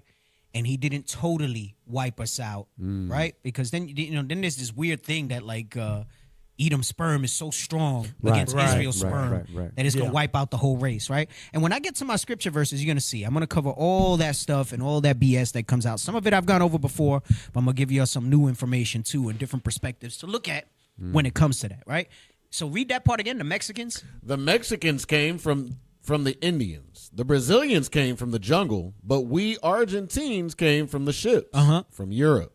Former Argentine President Alberto Fernandez said in 2021. Right, so this is recent, right? This is the president there. He said this very recently, right? Drop this. What else we got? Post-COVID.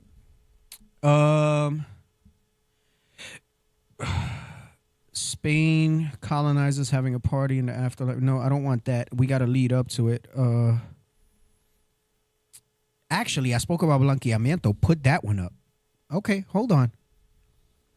Before you even play it, put her up. Put her up. Stop. Put it up.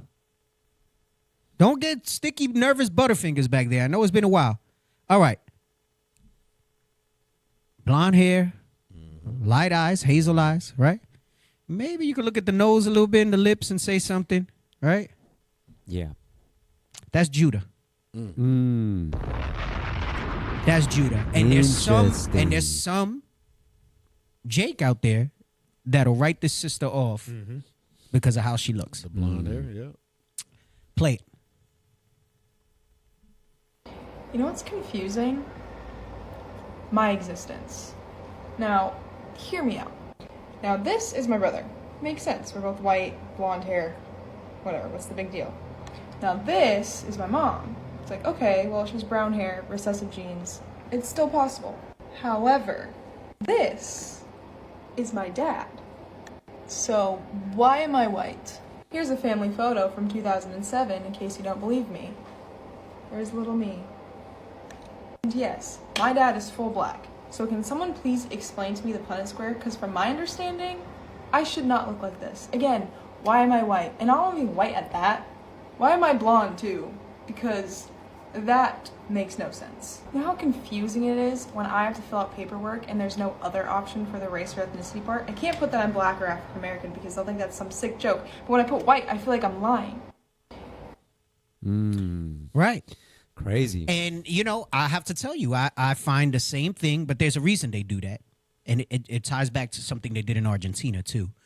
It's how they kind of create that division between us. It's another form of the crafty council, Right. so that we're not unified. But I feel like I got to lie because a lot of times it'll say nationality. Right, not Hispanic. And it says non-Hispanic or Hispanic. Yep. And then there's no option for me other than that. I got to pick white, black, right? A lot of times I just put like indigenous. But then you start getting emails and stuff about like indigenous programs and things like that, right? Yep. So it's like, damn, right? Now, here's the other thing for all you morons that think you got to look black to be black, right? Oh, sure. Get me that in Genesis about how Esau came out red and hairy. Right. We have biblical proof of that. Right. For all those morons out there that talk about you can't be light-skinned, that means you're not. Did we forget that Edom, because as much he's not our brother like our brother type, but he's our brother. He's our brother. Right. Brother. Go ahead. The book of Genesis, chapter 25 and verse 25. And the first came out red, all over like in hairy Wait a garment. second. Jacob was black, no? Right. I'm sorry, Isaac was black, no? Right. Yep. Rebecca was black, no? Come on. Right? We stand on that, right? Yes, Right, sir. right. Two black people had a red baby. Right. So where's this idiocy coming from that because we light-skinned, bro, your dad looked like Shaft. Yeah. Bro, and you got light eyes. You look like Marv. Yeah. But you Judah, bro. Bro, you don't even got a Judah nose. That's Yeah. fact. Damn, bro. That's true. But I seen your pops Yeah. and your tendencies. Yeah, that part. Definitely You that black. part. You black. All praises to the Right? Father. Read that again for people who forget. The book of Genesis, chapter 20. You cannot claim Israel and say that Esau came out red and he's the white man. Right. He came from a black man. Right. So this whole argument about complexion is dumb. And you're dumb if you fall for that. black lips. You better shut them lips. Exactly. Go ahead. Read that one more time again. And the first came out red, all over like a hairy garment. And they called his name Esau. And after that came his brother out. Yep. And his hand took hold on Esau's heel. Notice they don't mention his description. Why? Because everybody was black.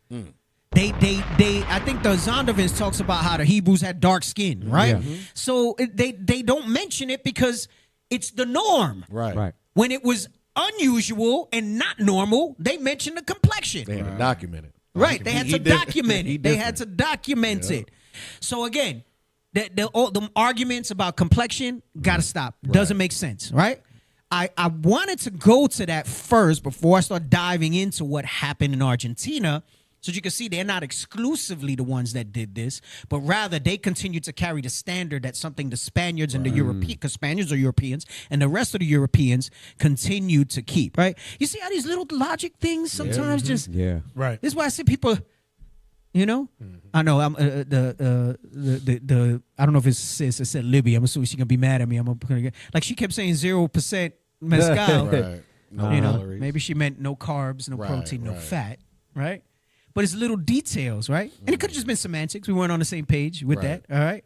But just same thing. If they had to do a whitening in South America and Central America and the Caribbean, what does that tell you? They were dark. They were dark, right? They were dark. So, Jungle dark.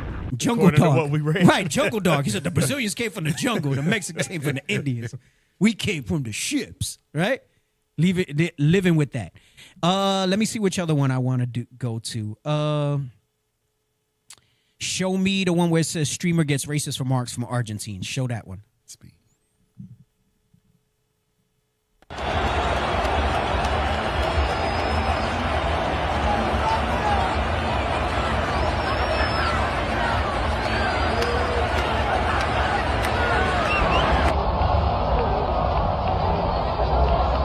calling him a monkey.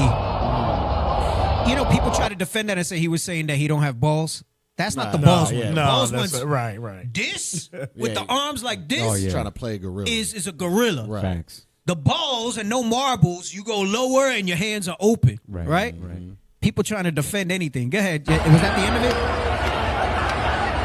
And I'm only showing you a few. There was a lot out there.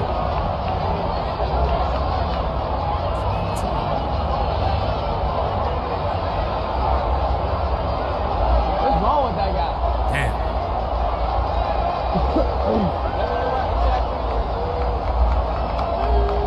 You know, he took it, water off his back. That's crazy, bro. All right. Go ahead. You saw in the beginning of this video, play it real quick.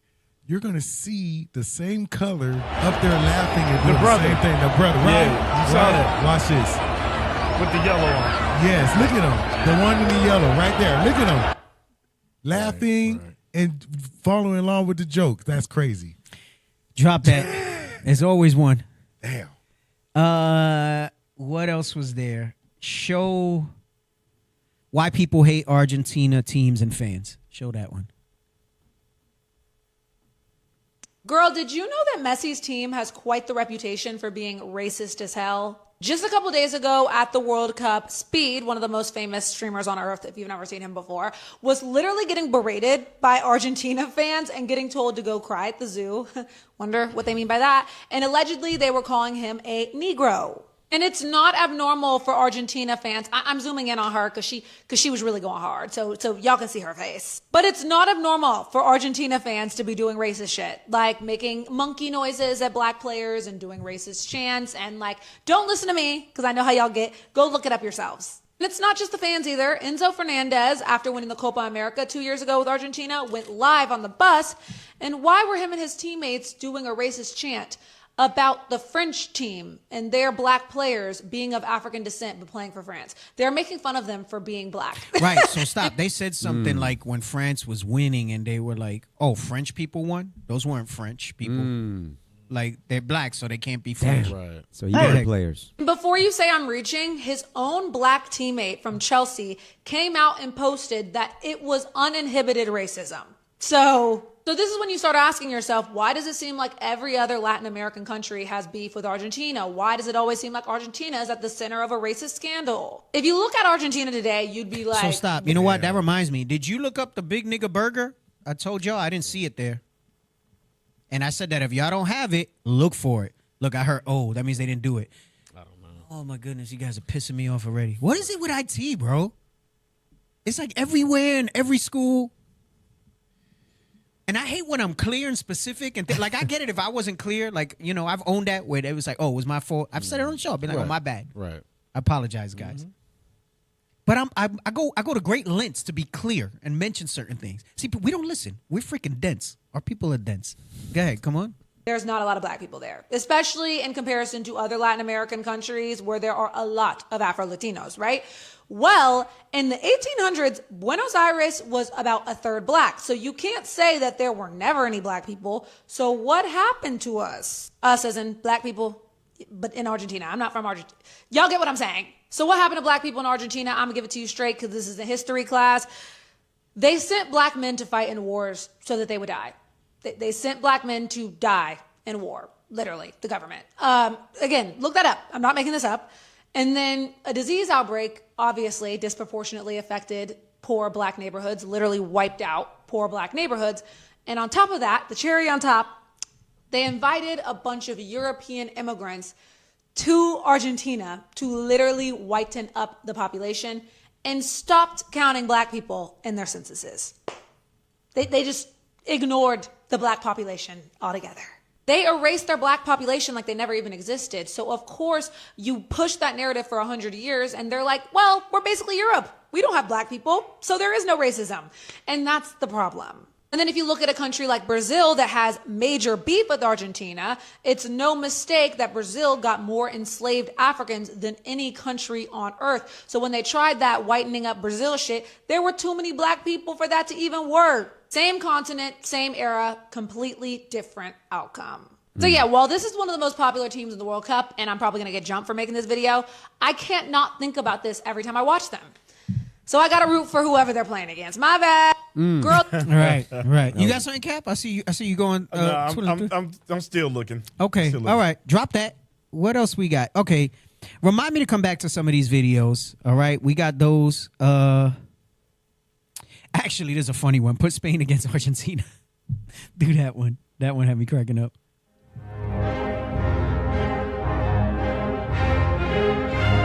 Spain colonizers having a party in the afterlife, seeing the entire Americas support Spain against Argentina. They're like the irony. Like they're us.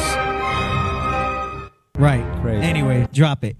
Let's go to my number one, from Spanish conquest to the colonial. So we're going to do a lot of history before I get heavy into my verses, all right? You know, we're going to do a lot of history. And I did it in summaries, okay? I did the research.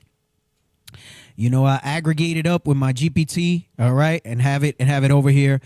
That's your GPT? Yeah. What document is that? Because for me, it doesn't. It's what it does, and then I copy it into Word. Word. That's why it looks like that. Yeah, and then I copy it into Word. Noted, yeah. noted. You know, and then you know me, like I'm not saying I'm the best prompter, but I prompt it pretty well so that it keeps me where I want to be. You know. I'll ask it for details on the different things. So I mentioned like a bunch of the events that I am aware of in Argentina, and it kind of just pulled them all up so we can have a nice summary about it. So it's not just me yapping away. All right. So let's read. We're dealing with Argentina. A lot of this stuff happened in all of Latin America. The spotlight's on Argentina. Remember, I had this in my spirit to do because of what was coming out during the World Cup. But you know, I missed a few weeks of the show. So read. Number one, from Spanish conquest to the colonial caste system. Spanish rule imposed a hierarchy in which ancestry, legal status, occupation, and skin color affected a person's social position. So it was all those things that affected a person's social position. Come on. Peninsularies. Now, these things that you read here, Bishop, I think, brought out in a book recently, and it said like what percentage of black they might have been, right? In the book that he brought out. I forgot which book it was. So some of these terms were in actually several books, but there was a book recently where some of these terms were in that book. Here, it's kind of letting you know, not by percentage, it's just kind of telling you what kind of the mixes were, right? Go ahead, come on. Spaniards born in Spain. Right, so they called them peninsulares, right? Go ahead, come on. Criollos. Criollos, American-born people, come on. Of Spanish ancestry. Right, so they were born, they have Spanish ancestry, so they descend from peninsulares, but they were born in the Americas, right? They called them criollos. Go ahead, come on. Mestizos, European and indigenous ancestry. Right, so that's Israel with European. Go ahead, come on. Mulattoes, European and African ancestry. So indigenous is Northern Kingdom. Mulattoes was Southern Kingdom, right? Go ahead, come on. Zombos, indigenous and African ancestry. And Zombos was like, I think they called it like the return again in the caste systems where you went back to like basically the same bloodline, right? So I was saying that's Israel and Israel come back together. Zambos is real important, right? As well as mestizos and mulattoes, because it's letting you know mestizos and mulattoes, depending on who your father is, made you Jake. Right? So that whole fallacy of the white seed wiped out all the Israel seed doesn't fly because you have mestizos and mulattoes. Zambos, that's 100% Israel. Yeah. That's Northern Kingdom and Southern Kingdom marrying together and having children together. They called them Sambos or Sambo. Right? Remember how they called about Sambo coons? They called them that was from the Spaniards. It started as Zambos, right? Go ahead, come on. Indios and Negroes, generally placed toward the bottom, although actual status varied by freedom, wealth, location, and relationships. Right, so depending on what use they had for you, remember, you know, you could have a certain legal status or a certain occupation that allowed you to have proximity to whiteness, but you weren't white. Right? You've heard that term, proximity to whiteness. It started back then, right? Go ahead, come on.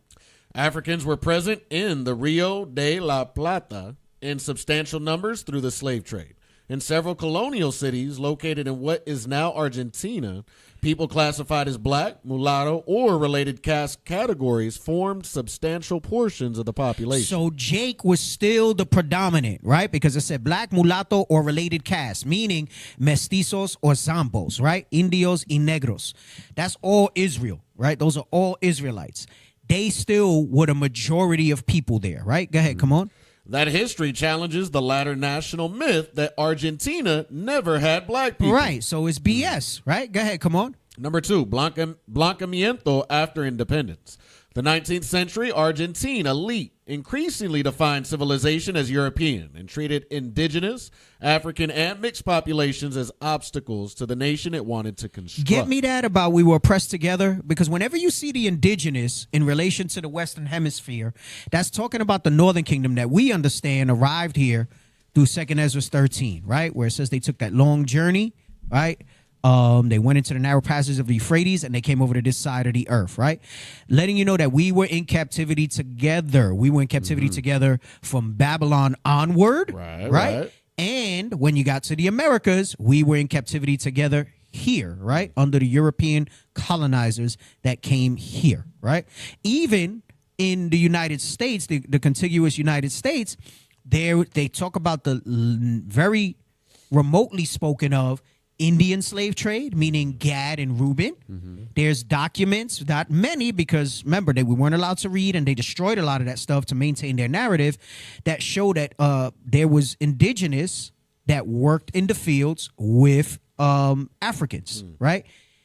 Also, you're reading here about the southern portion, not North America, but what's known as South America and Central America, and it's letting you know that we were together.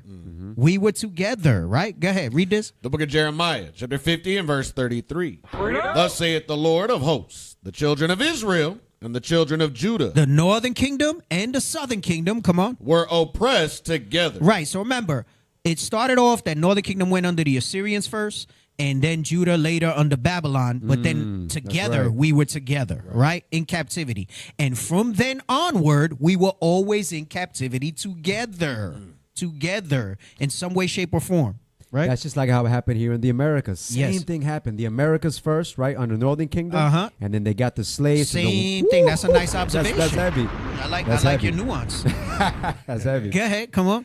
And all that took them captives held them fast. They refused to let them go. Right, and it's not just in captivity, but in that refused to let them go and held us fast goes into never letting us return to our identity. And then even when we ever tried to claim it, they denied it, much like they do today, right? Go ahead, come on, let's go back to this and read. Blancamiento operated through several interconnected processes. Come on. European immigration was deliberately encouraged. So this was deliberately encouraged to increase the blanqueamiento status, the whitening, right? We said we need more ships. We need more of these Europeans. We have to offer them stipends and benefits to come, free land and resources, so that they can leave their homes in Europe and come here so that they can mix with the population, right? Go ahead, come on. Number 2, racial mixture increasingly resulted in descendants being classified as white or simply Argentine. Now, let me stop there for a moment. Notice it said classified as, not becoming white. Classified as. This is the other little piece of nuance. Remember the video, she said the census took them out? Yeah. We're going to read later how it talks about they would not allow them to pick African descent in the census, much like you see today with the example I gave you about Northern Kingdom having to choose your ethnicity and then what they call race. Right? And they try to put you in a box. This is all by design, and these are subtle ways where it wasn't just in mixing, it was in how you called yourself.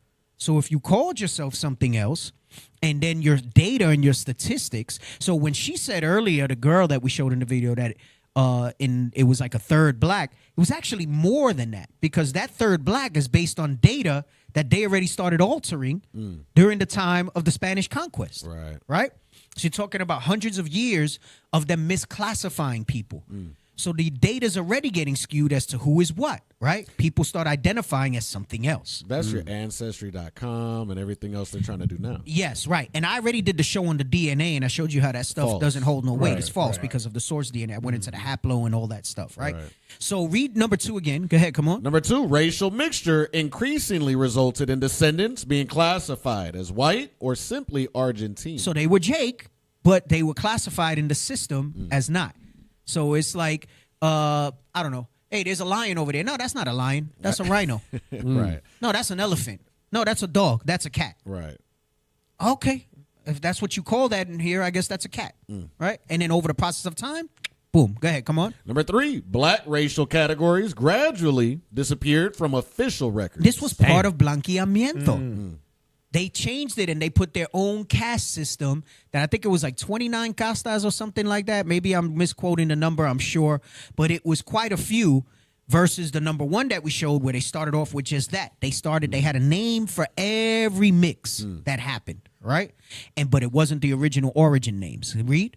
Number 4, African contributions to Argentine culture were detached from their origin. Because they wouldn't be able to connect it to it. So any type of remnant of any culture that we had, they started to claim. That's the appropriation. You know what they talk about, cultural appropriation? That's not a new thing. You know, when they try to dress like us, act like us, talk like us, cook like us, all this type of stuff, that started happening then. And this was happening to Northern Kingdom and Southern Kingdom that were there together. Go ahead, come on. Number 5, indigenous territories were conquered and opened to European settlement. This is the same thing. So you think it was the British that came here first in the United States and took all the land from Gad. No, they started down there under the Spanish, right? They started under the Spanish. So it said indigenous territories were conquered and opened to European settlement. They gave away the land. Oh, okay, this is ours. That's like somebody going up into your house and saying, this is mine now. Right. And you got no power in your hand or might to do anything about it. On the other side of the earth right now? Yes, they're doing that in a lot of countries still. Yes, they're doing it in Africa. Palestine. Right, Palestine. Right. And that goes deeper. The reason they'll never allow a Palestinian state in Israel is because then it takes their whole claim away of them being Israel. That's right. Remember, they said God gave them that land through the hands of the governments that gave it to them. Even though the scripture says God will literally give us that land. Give us that land back. Right. And we know in all the manner of prophecy how it says it will. It destroys their narrative if they allow a Palestinian state. Right. So don't ever think that that's ever going to be something that happened. They just said that they won't do the peace deal that Trump is pushing. Like I think just this past week, right? Hamas said, okay, we'll disarm and we'll set up our government. And he said, no. First, he said it's because it needs full disarmament, not fake disarmament, like trying to imply, throw smoke on it, right? And then he said, plus, we'll never allow a Palestinian state. And the reason they won't, they'll never tell you that. They're going to say it's because they feel threatened and whatever. The threat is they can't say, and that's why they have the Greater Israel Project where they're trying to claim more land. Because people who are studying know that that's not the totality of what the land, that's not the bounds of Israel. Right. That's not what they call Israel today is not the true bounds of Israel. It includes other lands like Lebanon and Jordan and Syria and even parts of Egypt that they're trying to take, right? They won't allow that. And that's why they're so adamant about being in Lebanon, because they're trying to gain ground up onto the borders so they can paint the narrative that they're the people. Establish the vision. A lot of little nuance to that people don't know about. That's not necessarily my deep wheelhouse. Like, you know, Deacon Isaac, Bishop Nathaniel is very good at breaking that stuff. Now, Deacon Isaac in particular is very heavy with the Jewish stuff. Like, he knows a lot of stuff with Amalek and things like that. But I know enough to be able to kind of support and know what's going on in their agendas and things like that. But understand that, like, in general, without you having to go all deep and understand all these lines in history, they won't allow those type of states and all these other things around them are a threat to them, because it invalidates their claim that they're the people of the book. Right. Uphold the lie. Number 6, national history was written around European ancestry. Oh, you got something, Cap? That number 5, the indigenous territories were conquered and open to the European settlements, goes into the doctrine of discovery as well. Yes. Under the papal bulls. So they came right in. Yes. And then what happened here, it was manifest destiny, what they did to Gad and Reuben. Right? They did it under manifest destiny, right? Yes, that was under the papal bull, right? You're right about that. Come on, 6. Number 6, national history was written around European ancestry and Buenos Aires. Right, so then it goes. Notice they called it his story. History is his story. Right. It's written by the winners, right? The ones who conquered, right? So go ahead, come on. Argentina's 1853 constitution explicitly instructed the federal government to encourage European immigration. It was in their constitution when they formed in 1853. Go ahead, come on.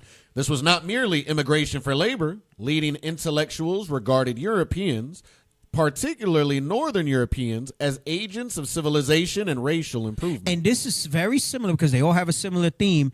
I think I did a show years back when we were in the other studio where I brought out some of the imagery. Man, it'd be nice if we had some of that, where they painted the narrative that the natives in the United States were savage and that they were bringing civilized nature to them to pacify them, and that justified their actions. They did the same thing here in South America. We're dealing specifically with Argentina, but they did the same thing in South America, right? Go ahead, come on.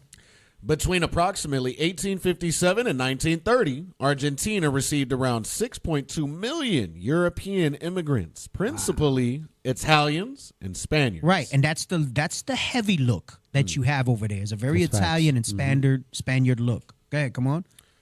From 1830 through 1950, the broader estimate is approximately 8.2 million European arrivals, second only to the United States in absolute numbers. So letting you know the large impact of how Argentina is unique in that regard of how, out of all the Latin American countries, how predominantly white it is, right? Go ahead, come on. By 1914, close to 30% of Argentina's residents were foreign born. Migration policy. Oh, that's just that's citations. Right. Go ahead, you can read down. This enormous migration did not merely add Europeans to an unchanged country. It transformed the demographic balance and reinforced a national story centered on European descent. Right, which is why that president in 2021 said what he said, that we came from the ships, right? Come on, give me the next one. Number 3, what happened to Afro-Argentines? The traditional explanation claimed that Argentina's black population disappeared because black men were killed in wars. Hey, get me that. You know what else disappear goes into? Get Psalms 83. That's hidden ones. Right. That's right. That's hidden ones, right? The book of Psalms, chapter 83 and verse 3. They have taken crafty counsel against thy people and consulted against thy hidden ones. They have said, come and let us cut them off from being a nation. That the name of Israel may be no more in remembrance. Right. So they made and they connected the dots. So whenever you read disappeared, that goes into the hidden ones, right? Go ahead, come back to this.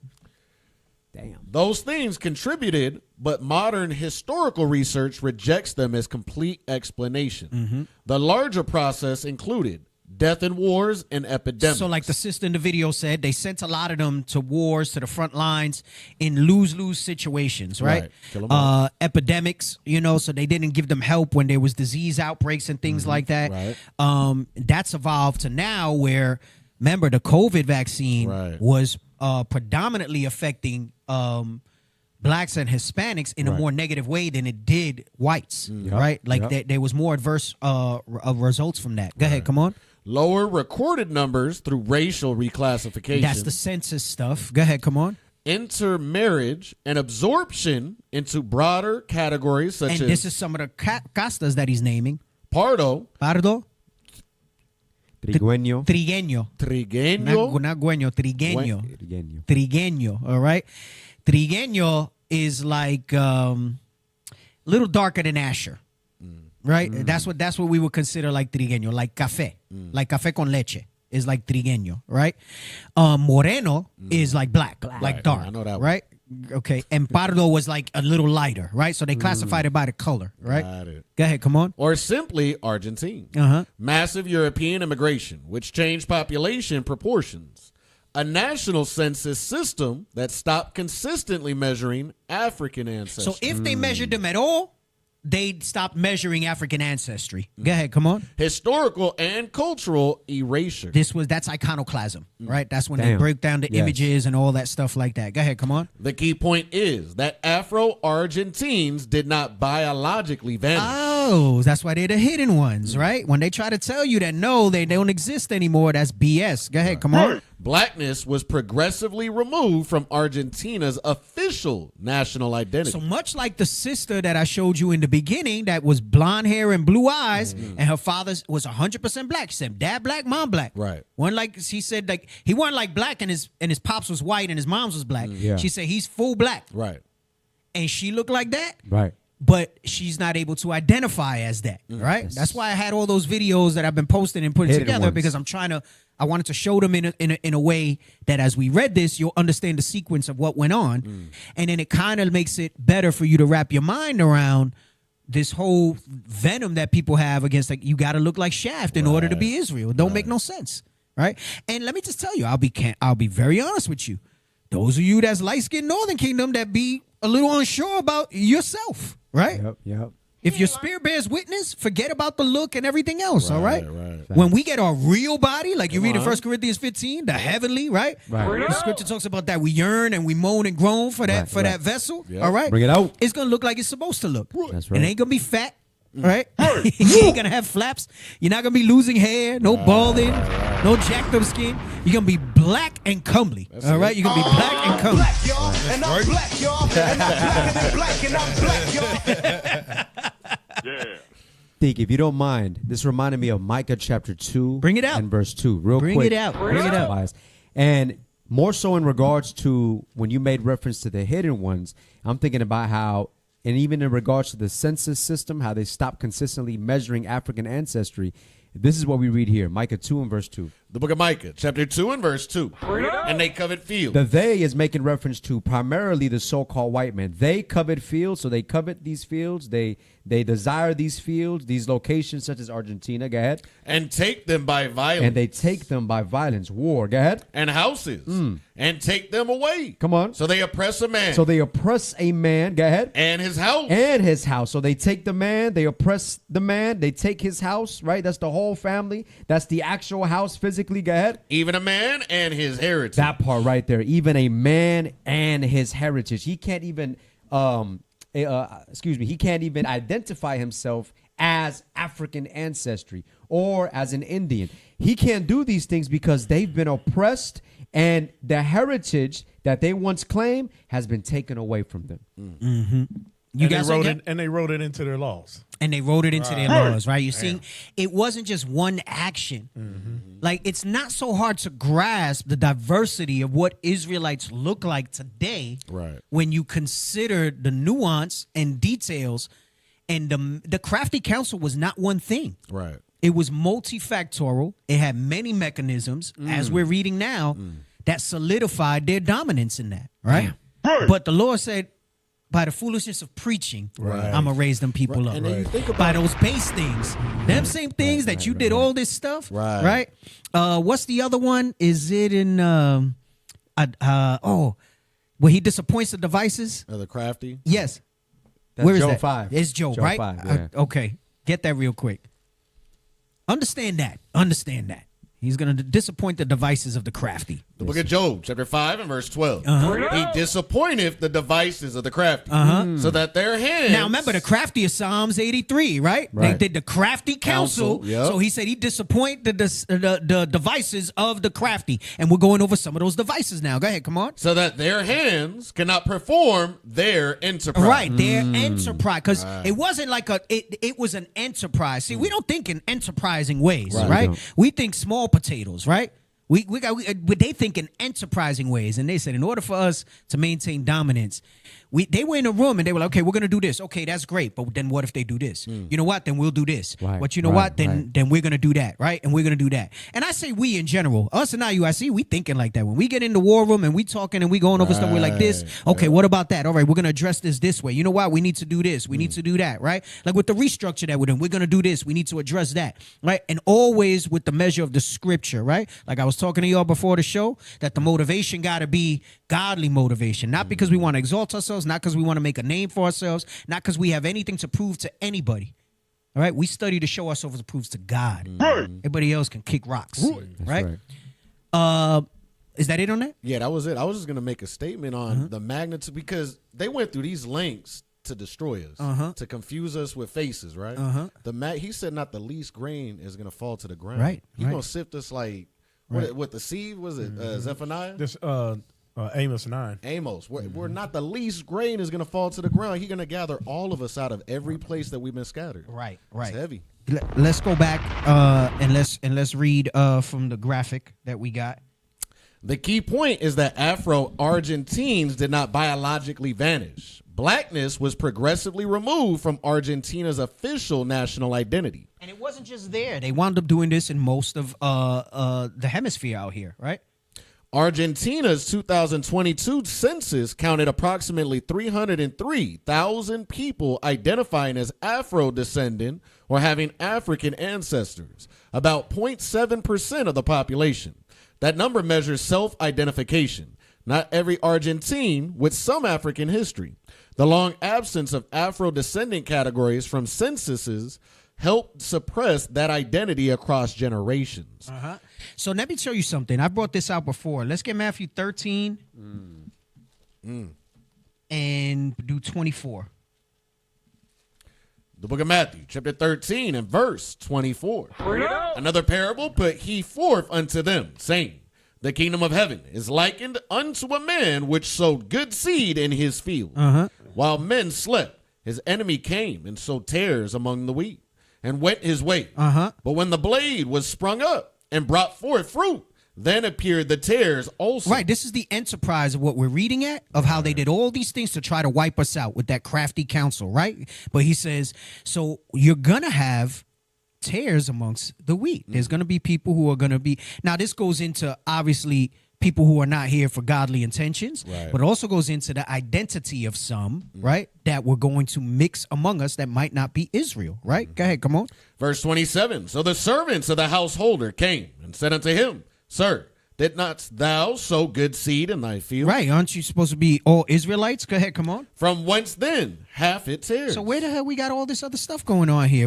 This guy claiming that he Jake. Go ahead, come on. He said unto them, an enemy have done this. The servant said unto him, wilt thou then that we go and gather them Notice up? It said an enemy have done this. An enemy have done this. This is part of the crafty counsel to make that confusion of faces amongst us. Go ahead, come on. But he said, nay, lest while ye gather up the tares, ye root up also the wheat with them. Right. He said, no. Don't worry about it. Go ahead. He goes, you're not going to know who to pick. Right. So that whole anybody who tries to go by appearance only, you don't know, you're not in the right spirit, right? That's the whole point of their enterprise. Right. Go ahead, come on. Verse 30, let both grow together until the harvest. And in the time of harvest, I will say to the reapers. That's the angels that's going to come, right? Go ahead, come on. Gather ye together first the tares, and bind them in bundles to burn them. Right, they're gonna be burned. They're gonna be identified and destroyed. Go ahead, come on. But gather the wheat into my barn. But bring the wheat into my barn. Get that in Amos 9 and 9. The book of Amos, chapter 9 and verse 9. For lo, I will command, and I will sift the house of Israel among all nations. I will sift the house of Israel among all nations. I'm going to gather my remnant that some people think is this race or that race or whatever. I'm going to pull them out, right? We weren't... When was anybody teaching go to Palestine and look for the Afro-Palestinians? Go to Turkey and look for the Afro-Turkey, the Afro-Iraqis, right? And we say Afro because that's the term we use now, but we talk about the remnant of the Israel seed in all these places, right? Go ahead, come on. And sift, for lo, I will command, and I will sift the house of Israel among all nations, like as corn is sifted in a sieve. Yet shall not the least grain fall upon the earth. This is what you were saying earlier, right? So not the least grain fall upon the earth. So fall upon the earth, right? So don't worry about the stuff that we're telling you, right? But this is just to give you more understanding. And I know there's some Northern that feel like, well, I'm so light skinned, and you feel a certain way about. Don't worry about that. Don't worry about that. Don't just like you shouldn't feel bad about your blackness and your wool. You shouldn't feel bad that you Jake and you light skinned. Just understand why it happened, right? Because at the end of the day, that's not what we rest salvation on. We bring that out for information's sake, for you to know, right, and understand, so that you have a semblance of knowing what that identity is like, and also what's waiting for you. You know what I'm saying? Go ahead, go back and read this. We have 4. Historian Erica Denise Edwards describes how categories such as Pardo could remove people from explicitly black classification and contribute to the later myth of black disappearance. Or the disappearance of the Israelites. Nobody knows who the 10 tribes are. Right. Nobody knows who this is or who that is, right? It's the myth of, you can replace black disappearance to Israelite disappearance. The myth of Israelite disappearance. We here. Right. We here. Go ahead, come on. This is why erasure is often more accurate than simply saying every black Argentine was physically removed. Right, because it wasn't that they were removed. There's still remnants of our people there. Right, there's still remnants of our people there. You might got to go further away, deeper into different parts of the country and things like that. But our people are there. Go ahead, come on. Number 4, indigenous removal and the conquest of the desert. The other side of whitening was territorial and military. During the conquest of the desert, particularly under General Julio Argentino Roca in the late 1870s and early 1880s, the Argentine state invaded indigenous controlled territories in Patagonia and the Pampas. Right, now Patagonia, if you don't know, it's a very large wilderness, right? A lot of Edom likes to go there and hike. And you remember Bear Grylls, that he would go lost in the wilderness and then find his way out? You remember that dude? I remember the show. You remember the show? dude. His name was Bear Grylls. Okay. So he had done an episode in Patagonia, and it's massive. Like, the map doesn't do it justice, but our people used to reside there. Like, they get lost and people die there all the time. Our people live there, the indigenous, the ones that stayed purer blood, right? And I say purer because, remember, there was all types of mixing from the beginning of the captivities, right? Like, even with Egyptians, you know what I'm saying? Like, we forget that as well, right? That Patagonia is like this big, large desert. And interestingly enough, Israel, the state, right, is trying to get that to make that a new Israel, like another haven over there. They want to build over there and take those natural preserves. I think I had shown a clip or something where they were starting a fire there to try to burn the forest down. I remember that one. Yeah. Go ahead. Come on. Shoot. During the conquest of the desert, particularly... we read that the campaign killed indigenous people, captured and displaced communities, separated some families, forced survivors into military, agricultural, or domestic labor. Slavery. Transferred enormous... They called it encomienda. It was a nicer way to say slavery. They call it encomienda, where it didn't always necessarily have the chains and things like that. Well, it did have the chains. Rather, the main difference is that it was like a lease, not ownership. It's like leasing a car and financing a car. Instead of the government telling the Spaniards that you owned these people, they said, since you own the land, you own the right to the people that are on the land. Damn. Right. Remember, you spoke about that in Puerto Rico. Yes. In Puerto Rico. And I think I did a class on it a little bit. Because people say Northern Kingdom was never in slavery, they tend to not call it slavery. And again, this is part of the crafty council in the writing. They call it encomienda system, the encomienda system. But go ahead, come on. Transferred enormous areas of indigenous land to the state, landowners, speculators, and settlers. Right. So, if you take the land so that's like if you take Israel like they did and then say, well, since this is Israel and we're the ones here, then by definition, we're the Israelites. Right. And that's what they tried to do, right? But they said, okay, so some people might say it's not slavery. Las Casas wrote about that a lot. Bartolomé de las Casas. Yes, and because of the death and destruction of so much of the Northern Kingdom, that brought about bringing us over as slaves as well. So it may not be called slavery, in proper terms, but that's exactly what it was. Slavery by another name. Yeah. That's all. Go ahead, come on. The ideological division was often expressed as civilization versus barbarism. European Argentina represented civilization. Autonomous indigenous societies were categorized as barbarous, impediments to territorial expansion. Therefore, Argentina's whitening was not only about encouraging light-skinned immigrants, it also involved making indigenous people less visible. Through death, displacement, forced assimilation, labor exploitation, and reclassification. Right. So basically slavery, death, oppression, punishment. They're using less forceful words to use those terms. Come on, let's keep going. There's 9 of these points. This is 9. I want it to be exhaustive for y'all. All right. That was 1870s. Right. That's stuff we never even heard about. Go ahead. Come on. Keep reading. Number 5, European Argentina as a national identity. There is abundant evidence of Argentina's European self-image, especially the idea that Buenos Aires is the Paris of the South America. Argentina's architecture, literature, education, political thought, and elite culture were deliberately modeled on European examples. Former President Alberto Fernandez expressed this worldview bluntly in 2021 when he said, Mexicans came from the Indians, Brazilians came from the jungle, but we Argentines came from the ships. He subsequently apologized. The statement was historically inaccurate, but it revealed the persistence of a national mythology in which real Argentines descend from European ships.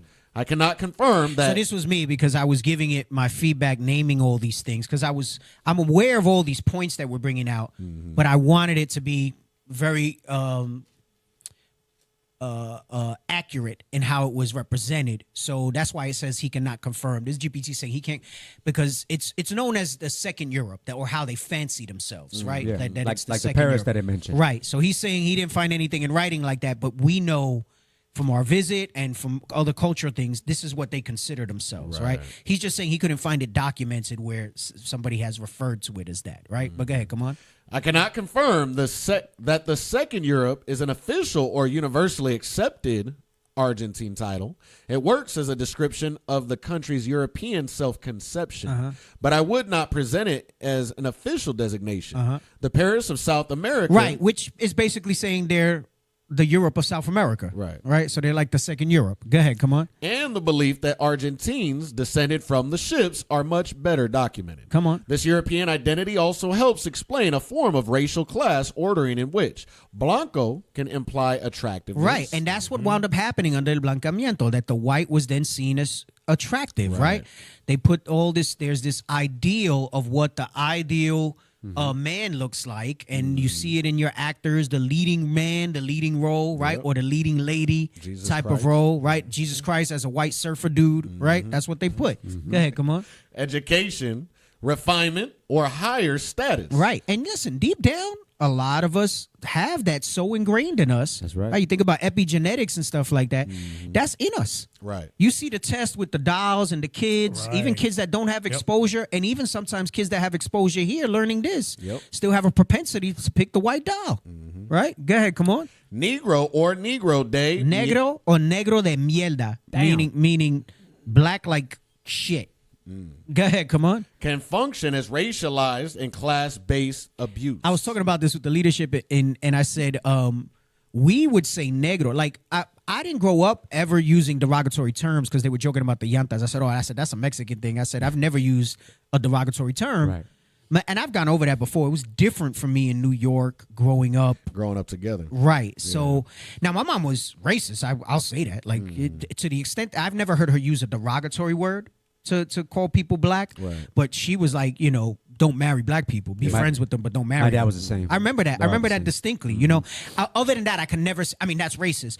I could never say that she had any type of vulgar language towards darker skinned people, but she was definitely against us marrying them. You know what I'm saying? Like I had black best friends and dark skinned best friends that were Northern Kingdom, never an issue or anything like that. But she would certainly say something if the hair was woolly, if the nose was wide or something like that. If I had a girlfriend that I had a girlfriend one time, she had a sharp nose like you. She was pale white, right? She was Puerto Rican, but her hair was woolly. Man, all she could talk about was her hair. Like, you gonna marry her? Like you're thinking about marrying her? And isn't that because I was like 16, 17 already at the time, and I was like, damn. I said, damn. Not even the skin was enough for you. She had to have dead straight hair, pelo lacio, for you to be like, all right. But anyway, go ahead.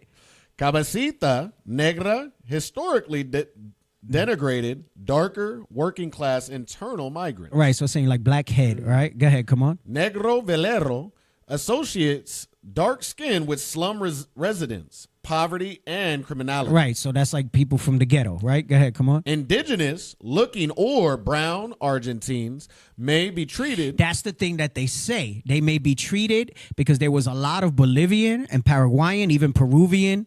What's the other one? Uruguay also. Go ahead, come on. Or foreign even when they are Argentine citizens. Right, go ahead. Argentina's racism, therefore, is not always organized according to the black or white binary familiar in the United States. It frequently combines skin color, facial features, nationality, class, neighborhood, and presumed indigenous ancestry. Your description of a caste like color hierarchy is consistent with what scholars often call a pigmentocracy. A pigmentocracy. That's colorism. Right. That's colorism, right? So again, it's you can see that I was feeding it the info and it was just trying to sum it up for me. So go ahead, come on. Number 6, Nazi and fascist fugitives. Right. So there's a Nazi presence there, right? There's a Nazi presence there. Okay, y'all read and take over. I'm gonna step away again. Yes, Argentina unquestionably received Nazi war criminals and collaborators after World War II. Juan Perón's government facilitated or tolerated escape networks through which European fascists entered the country. So you had a lot of Europeans in Argentina. Go ahead. Confirmed fugitives included Adolf Eichmann. So it says confirmed what? Fugitives. So wait a minute. Is that not consistent with what the scriptures say? Yep. We got to get that. That's Genesis about the vagabond. Vagabond. Yep. Even in the chat GPT, it understands right. that this man is a fugitive. Absolutely. Let's get there right quick. The book of Genesis, chapter 4 and verse...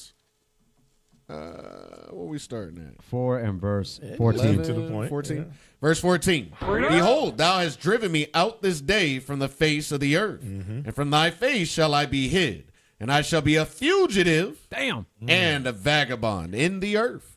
He said, I should be a fugitive and a vagabond. Go ahead. And it shall come to pass that every one that findeth me shall slay me. So let's go back. So even the understanding of these Europeans, right, that have come to Argentina as fugitives. Go ahead. Adolf Eichmann, a principal organizer of the deportation of European Jews. He lived near Buenos Aires under the name Ricardo Clement until Israeli agents captured him in 1960. Let's see another one of these fugitives. Joseph Mengele, the Auschwitz physician who lived in Argentina before moving to Paraguay and Brazil. Eric Pripke, involved in the Ardeatine caves massacre in Italy, who lived for decades in Bariloche. Joseph. So wait a minute. He was. Now I've never heard of this before, but he was involved in a massacre, and it's just like how you'll see the so-called Jews, right? Amalek going down and chasing down the people that were responsible for what? Massacring them, the supposed 6 million. But these are still living in places and haven't had to pay for their crimes.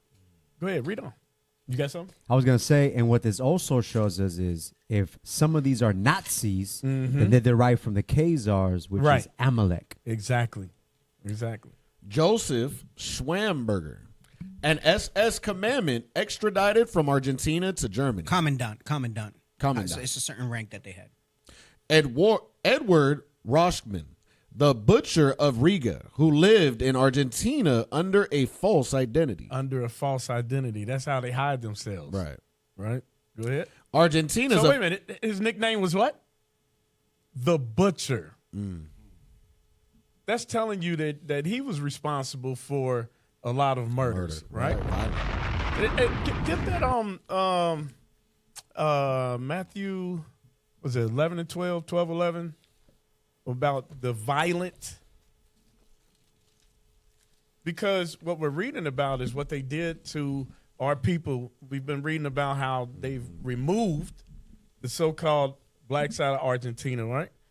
And you got one that's called the Butcher. Right? Read that. You got it? The book of Matthew, chapter 11 and verse 12. From the days of John the Baptist until now, the kingdom of heaven suffereth violence, and the violent take it by force. And we know that the violent at that time was Rome, but that's still in his nature, as we read in Ezekiel.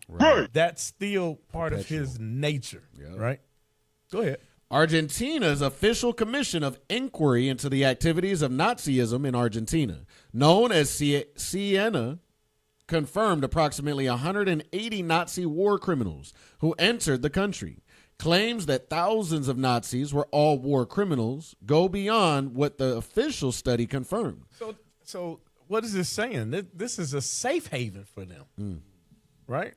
Go ahead. Although larger numbers can result when the category includes collaborators, fascists, Nazi sympathizers, Go ahead. former military personnel, and their families. Because they try to downplay it. Yeah. So, but he's letting you know, okay, but if we include all these other ones, well, those are Nazis, no? You know what I'm saying? Right. And these are the ones that get the land, right? And while we're moved to being the hidden ones, or moved to the ghettos, or up in the hills, or something like that, removed from society, basically. Yep. Go ahead. The relevant connection is not that European immigration generally consisted of Nazis. It overwhelmingly did not. It is that an already European-oriented Argentina became an especially receptive destination for a documented network of Nazi and fascist fugitives. Right, because all flesh consorted with its like. Right. So it was already kind of, okay, this is someplace where we could go, and we'll be and we can kind of disappear from our former life and our lifestyle and all that, right? Go ahead, come on. And that fits right into the whole vagabond thing. Oh, right yeah, there. yeah, big time. Yeah, that's a good one, right? They just all over the place. They ain't got a place that's their own. They got to claim something else. Yeah. Go ahead. Number 7, Argentina's relationship with Israel. This history contains a real tension. Argentina sheltered Nazi fugitives, yet it also developed the largest Jewish community in Latin America and established significant diplomatic relations with Israel. Right, they have a deep connection with them. You know, the new president of Colombia just reestablished, because the previous one, Gustavo Petro, he was very anti-state of Israel. Right. This new one, he's kind of more for it. So, you know, we'll see where that lands, but go ahead, come on. These are separate historical facts, not contradictions that cancel each other out. Relations have not always been smooth. Israel's 1960 capture of... You know what? We could skip some of that. Go to keep going, because that's like pity for them and what they had done there. But under Javier Milei. Under Javier Milei, Argentina's alignment with Israel became especially strong.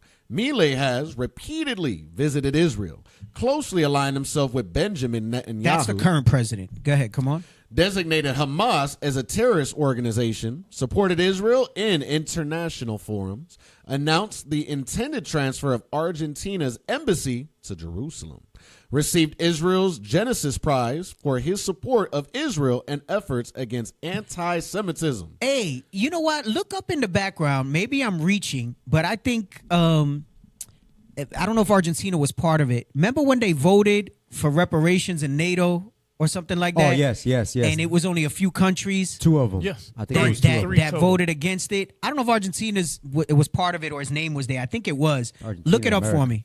I know it was the United States. I think Israel was part of it too. Yeah, I believe in Argentina was the third. But Yeah, and the we can United. find it up. Yeah, There there it you is. go. Yep. There you go. Yep. Read that real quick. On March 25th, 2026, Crazy, the United States General The Assembly... United Nations. Oh, the United Nations General Assembly adopted a landmark resolution led by Ghana declaring the transatlantic slave trade the gravest crime against humanity and urging reparatory justice. For reparations, right? Go ahead, come on. Only 3 countries, Argentina, Israel, and the United States, voted against the resolution. Only 3 countries. What does that tell you? What does that tell you about the state of the leadership of them places? Those Places, hand join in Exactly. hand, they Okay, shall drop not that, be drop that. apart. I'm trying to finish this so I can get into my verses. Go ahead. Go back. Go ahead. Argentina announced? Argentina announced in 2025 that it intended to relocate its embassy to Jerusalem in 2026. The present relationship is therefore more than routine diplomatic cooperation. Under Milei, alignment with Israel and the United States became a central feature of Argentine foreign policy. All right, come on. Let's read about the football incidents. We showed some of them. Documented football incidents. The racism discussion did not arise from a single social media rumor. The France chant. After Argentina won the 2024 Copa America, midfielder Enzo Fernandez livestreamed members of the national team singing a chant targeting French players of African descent. The French Football Federation described it as a racist and discriminatory and filed a complaint. FIFA investigated. Chelsea initiated disciplinary proceedings, and Fernandez apologized. Hollow, empty apologies. Go ahead, come on. Argentina's vice president, Victoria Villarreal, publicly defended the team. Argentina's sports undersecretary was dismissed after suggesting Lionel Messi and the Argentine Football Association president should apologize. The institutional reaction matters. The incident was not confined to anonymous fans. Members of the national team participated, and a senior elected official defended them. The iShowSpeed incident. Right. So we saw these were mentioned, and we saw this one with some of the videos we showed you. Go ahead. Come on. During the 2026 World Cup match between Argentina and Cabo Verde in Miami, an Argentina supporter was recorded telling Black American streamer iShowSpeed to go cry at the zoo. FIFA publicly condemned the incident and opened an investigation. That establishes the core event beyond social media reposts. All right. Hey, did y'all find videos about Big Nigga Burger? Don't put the video up yet. Did y'all find it? Damn, but you didn't find, there was clips on it. Like if you do the hashtags where there's no clips where they show the burger restaurant and stuff. All right. That's what I was hoping you would do, not their Instagram, but it's all right. Yeah, let's read it. Number 9, the burger restaurant. The correct name is Big Nigga Burgers. Big Nigga Burgers. There's a restaurant. I don't know if it's one or there's a chain. All right. It's a smash burger business. That's crazy. All right. It's called Big Nigga Burgers. This is how racist the majority of Argentina is. Go ahead, come on. Using the A form of the English slur. It is a real smash burger business in... That's like when the Edomite membership said, it's nigga. I said not nigga. It's nigga. Go ahead, come on. Buenos Aires province. Its current business presence includes an active Instagram account describing itself as Big Nigga Burgers. Okay, you can show the Instagram account now that we showed it. Can you show the Instagram account? Big Nigga Burgers, so people know that it's real. I know some people saw this, right? Got 50,000 followers, okay? Damn. Big Nigga Burgers. Some of their posts, I think the buns are black. Wow. They got the, crazy right? works. Play that middle one. World Cup, you've heard me go on record time and time again singing the praises of World Cup as this cultural exchange, as we have seen not only this nation but truly the world come together, exchanging cultures, celebrating and learning more and more about each other. One nation in particular, though, who did not necessarily enhance what it is that people thought of them on the global stage was Argentina. Now, much of this began when iShowSpeed talked about an incident that he experienced at a match, I believe, down in Miami, in which he said that he was the victim of some insults based in racial situations. And then, though, that caused for others to begin looking into the history of Argentina. And me, born in the 1900s, I know better than to listen to the accounts of just a few people and then apply that to the masses, because that's not the right thing to do no matter who it is that you're talking about. But then I saw this. Today I'm in Argentina and I'm trying the most viral burger here. Let's head inside because I'm very hungry and I traveled an hour to get here. Burger.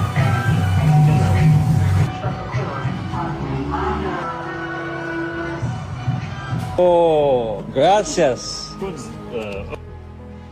Oh my god. Guys, here we go. We have the big burger. As you can see, we've got a black bun. We've got lots of creamy filling and lots of meat. Holy shit. God, I love Big Nick. That's tough, bro. That's difficult to come back from. When I first saw this, I thought that maybe it was AI. So I did my research and found sources and more sources and looked it up, and it appears as though this is we got the point. Go back. Let's finish reading the piece here. All right. So you see, we went from the beginning to what is led up to and what's acceptable in modern times in places like this. And this is what they want this is what Make America Great Again really is trying to get. Absolutely. Right. Go ahead. An active online ordering menu. A listing on the Argentine Rappi delivery platform. Right. That's like Uber Eats. Go ahead. Come on. Those first-party and commercial listings independently establish that it is not a fabricated meme. The restaurant reportedly explains its name through black burger buns and American hip-hop language. Whatever the owner's explanation, it is not merely the Spanish word Negro. It is deliberate commercial use of a specifically African-American English term as branding. That illustrates a larger pattern. Consuming black American music, slang, fashion, and sports culture while failing or refusing to respect the history and boundaries surrounding that language. The historical through line. You can organize the segment around this progression. Can you scroll? You can organize the segment around this progression. Right. So it's giving you a summary now, right? Go ahead. Come on. Period. Spanish colonial period. Enslavement and formal racial caste classification. So I left this here so that you could see it's kind of because it's been long that we went through this stuff. I want to give you a summary again, right, of the whole history here. Go ahead. Early independence, European civilization becomes the elite national model. 1850s to 1914. State-supported European immigration and blanqueamiento, 1870 to 1880s. Indigenous dispossession during the conquest of the desert. Late 1800s to 1900s, Afro-Argentines reclassified and erased from the national story. Post-World War II, Perón-era Argentina receives Nazi and fascist fugitives. Modern Argentina, European self-image persists alongside racialized class and color hierarchies. Football culture, repeated racist chants and incidents become internationally visible. Malay government, strong ideological alignment with Israel and the United States. The central point is not merely that Argentina has racist individuals. It is that Argentina constructed a white European national identity through immigration policy, territorial conquest, racial reclassification, and historical erasure. Modern football incidents and racialized language did not create that structure. They expose parts of a much older one. Right, which is what you've seen like with the phenomenon that's become Donald Trump and his two presidencies, right? Yes. Yep. It's not something new. This is something that they for years told us didn't exist. And you guys are overblowing it. And no, just pick yourself up by your bootstraps. There's no racism. Right. And then what you saw is the dismantling of many civil rights things, which is good because our people need to stop believing in these other countries, right? Thinking that these places can save them, so on and so forth, right? That was going to be the second part of what I went into, but it seems like I'm only going to be able to deal with the Argentina part today because I want to go through these verses before we move to wrap up. And then Lord's Will Life Lasts next week. I'll talk about Cuba and the identity of America, right? And kind of how they move when they look for regime change, right? That was going to be the second part of what we went over. But they constructed a white European national identity. How did they do it? Keep reading. Through what? Through immigration policy? Through immigration policy, territorial conquest, racial reclassification. This is all the crafty council, right? And it's not all of it, meaning that this is the only crafty council. This is some of the things they used in Argentina. Go ahead, come on. And historical erasure. Right. So that you have to understand that those things were set up. Now, I want to show you how Northern Kingdom then tends to tie themselves to this sometimes. Much heavier in Argentina. In other parts of in our travels, we've seen some aspects of it. Now, I will say this. In fairness, by and large, and those brothers who traveled with me, all right, they generally receive the image of Christ and all that pretty well, right, as far as him being black, all right? There's a few people out in the streets that you get to, but by and large, it's not tremendous pushback once we bring it out, right? Versus in Africa where brothers got stoned for bringing out things like that, right? Just showing you the parallels. So I know there's this knock on Northern Kingdom and white Jesus. But remember, a lot of these places have not heard this gospel yet and seen the alternative and not been given the sense when you break it down and, you go into bronce bruñido and then you show them what bronce is. And, here, what do they try to say bronze in America? They say, what color is it? They try to say yellow, Gold. right? Yeah. Or gold, Gold, yeah, right? yeah. But when you read with distinction in those verses in Revelations, if it was gold, then why didn't he look the same color as his belt? When it says his belt was gold, right? And then they go and they say bronze, right? They said golden candlesticks, right? How come they didn't say bronze if it was the same color, right? Letting you know that there's a difference, right? And what's powerful about Spanish in general is that the words have more oomph. Words are watered down here in America because you have so many that you can say the same. There's so many ways to say the same thing with different words. It's much narrower in the Spanish language. So the words have more emphasis. I'm not sure if it's like that with other languages. I only know Spanish and English and Ebonics. But particularly with Spanish, they get that. But even Zeph said, because he's been to Africa sometimes in the early days, and he said they're much less receptive to Black Christ in Africa than they have been when we've been on our travels in Northern Kingdom lands. That's self-hatred. What you get is that I get it. Most of you have only experienced Northern Kingdom that's very Americanized, and their resistance to the image. But by and large, when you go to our countries, there's still some element there. But that's why it says in Romans 10, like how could they know if nobody's been sent? How can they tell if nobody's told them? So that's why a lot of times they'll receive it. They do push back against the commandments though, because much like our people, we rather look for an excuse to justify a sinful behavior and not change than actually deal with what the Bible says, right? In certain regards to it. Like I was watching a clip today outside the scope of what we're doing, and an Edomite explained it pretty well. And she says something to that effect because this dude was trying to defend homosexuality. But this is a wild one. If a homo comes up to you with this, you gotta, like, he says that Romans 1 about homosexuality, when it says women with women, it was that women were pegging each other and that it wasn't about, and they were doing it under the guise of idolatry to a certain God. So the real issue is that it was idolatry and not homosexuality. The hell is this? Okay. Bro, the depths that our people go to try to justify their doctrines and to not change. Right. And to not change, right? Anyway. Still not supposed to be an idolater, so what? Right. But trying to tie it to that. Basically, what he was trying to say is that homosexual sex is okay as long as it's not in idolatry. Right, but that's what I'm saying. Right. He tied it to idolatry. That's what people do. That's what people do. That's what people do. If Laws Will Life lasts next week, I want to show some of these other clips about how Argentina denies Afro-Argentines and stuff. But let me get into some verses here before I move to close out, right? I want you to understand something. Going back to the identity piece, what you wind up having here is not just, with identity is not just a nationality, a complexion, a proximity to whiteness that you look for. You tend to pick up certain ideals of it as well, right? This is why we read the last part of that statement where it says they didn't just want to deal with the racial reclassification. They changed everything, right? Every aspect of it, they approached it so that you wound up not embracing any part of what your real culture is, right? And what you do then is, if you look in sociology, they call it the dominant culture, right? And the dominant culture goes into that assimilation. And it's fair, right? Because if you think about it, anybody that lived amongst us had to adopt our customs too. So the dominant culture is going to expect that. So it's not that it's unexpected that they want that America wants you to be American and all this other stuff.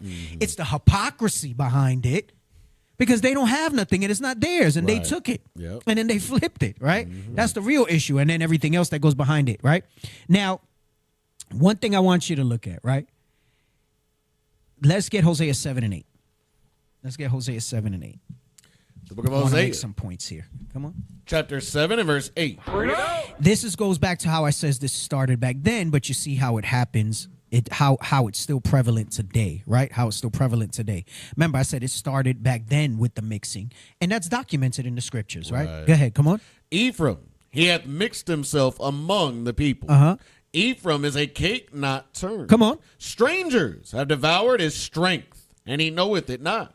Yea, gray hairs are here and there upon him, yet he knoweth not. Right. So we know that our strength is dealing with leaning on the Lord, keeping the commandments and the faith of Christ. Christ is our strength, right? Yep. The Lion of Israel, right? And the Lion of Judah, the Lion of all 12 tribes, and the laws. That's our power. That's our strength, right? Dealing with that. They've devoured that. So it wasn't just a mixing that happened. They took the identity too, right?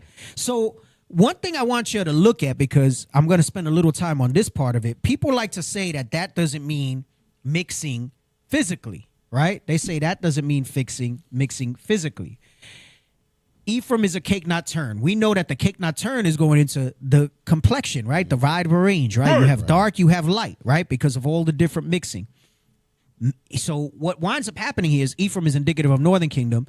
They're mixed with all these foreign people, right? Here talking about the Assyrians and what was to come, right? You become internally divided, and then by extension improperly formed, because God told you be this way and move this way and do this thing. And then now you not only just, it's not about just your skin color changing. Now your whole customs and your heritage of keeping these laws now go away with it, right? And then that leads you to idolatry. That's the consuming of the strength, right? So it's a visible deterioration. So when people try to say the skin color don't matter and this and that, we're not building what do they call it? Racial idolatry. Right. We're not, no. It's not building racial idolatry. But if it was important enough for them to erase that and not focus on that, then it's important enough for us to bring that out. What you just said, you said it was a deterioration, an outward deterioration. Yes. That's that Tobit 4 Visible. when he said at the end of when he said don't mix with the other nations. Right. It says I got that. rooted- So right. before, we're gonna bring that out before we done, law as well, right? We're gonna bring that out before we done, right? And then here's the crazy thing. Northern Kingdom, and it's not just Northern Kingdom, but all Israel by and large remains unaware of what was done to us in that front. Right? Here in America, Judah, we know the prophecy, they're always going to be the neck of their enemy and everything. But there's a large portion of our people that they don't also know their Israelite identity, right? They can acknowledge of what happened in slavery and hold that present and forward and realize that they had to try for rights. But even they want a proximity to whiteness because everything that they fought for was, let's go into the same house as you. Right. So, and I get it. It was done so that the Lord can open the doorways for us to do these sorts of things, right? But I want to show you that, first of all, before I go to some precepts to support what I'm showing you, that it deals with the physical aspect, right? Put up the Hebrew breakdown of 7 and 8, right?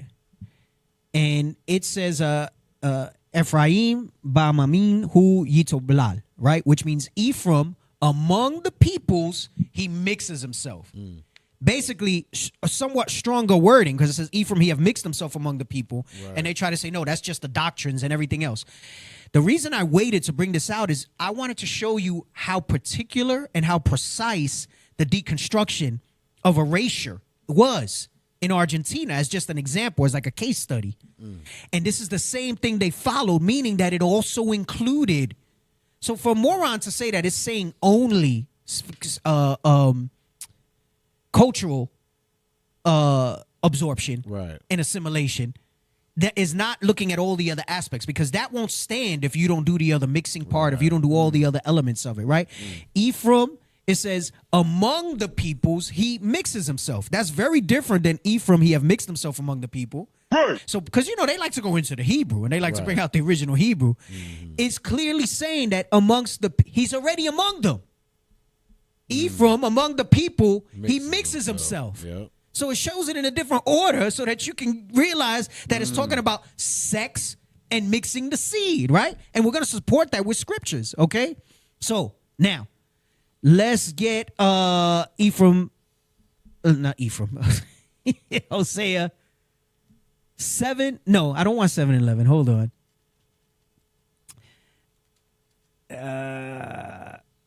Let me deal with this here first, and then I'll jump around. Let me get the verses that I go to. Let's get Psalms 106, and let's start at, hold on. My notes are a little all over the place. I was going to go into the silly dove and everything. I'm going to cut some of this out. Well, I'll see. I'll see how it flows. Let's get Psalm 106, and 35 is the point, but I might want to start a little above it. Hold on. Let me get there, too. Psalm 106. We're still dealing with the mixed, right? Start at 34 because it's going to show you both. Go ahead, come on. The book of Psalms, chapter 106 and verse 34.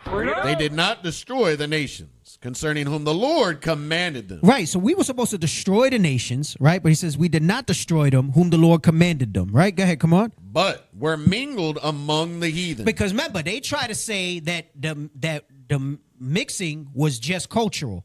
It goes into and it supports what we read when it says among the peoples he mixes himself. It says, but were mingled among the heathen. Go ahead, come on. And learned their works. And learn their works, right? Knowing there's a process there, right? It's saying both. Look up mingle. Look up mingle. I've done this before. Look up mingle.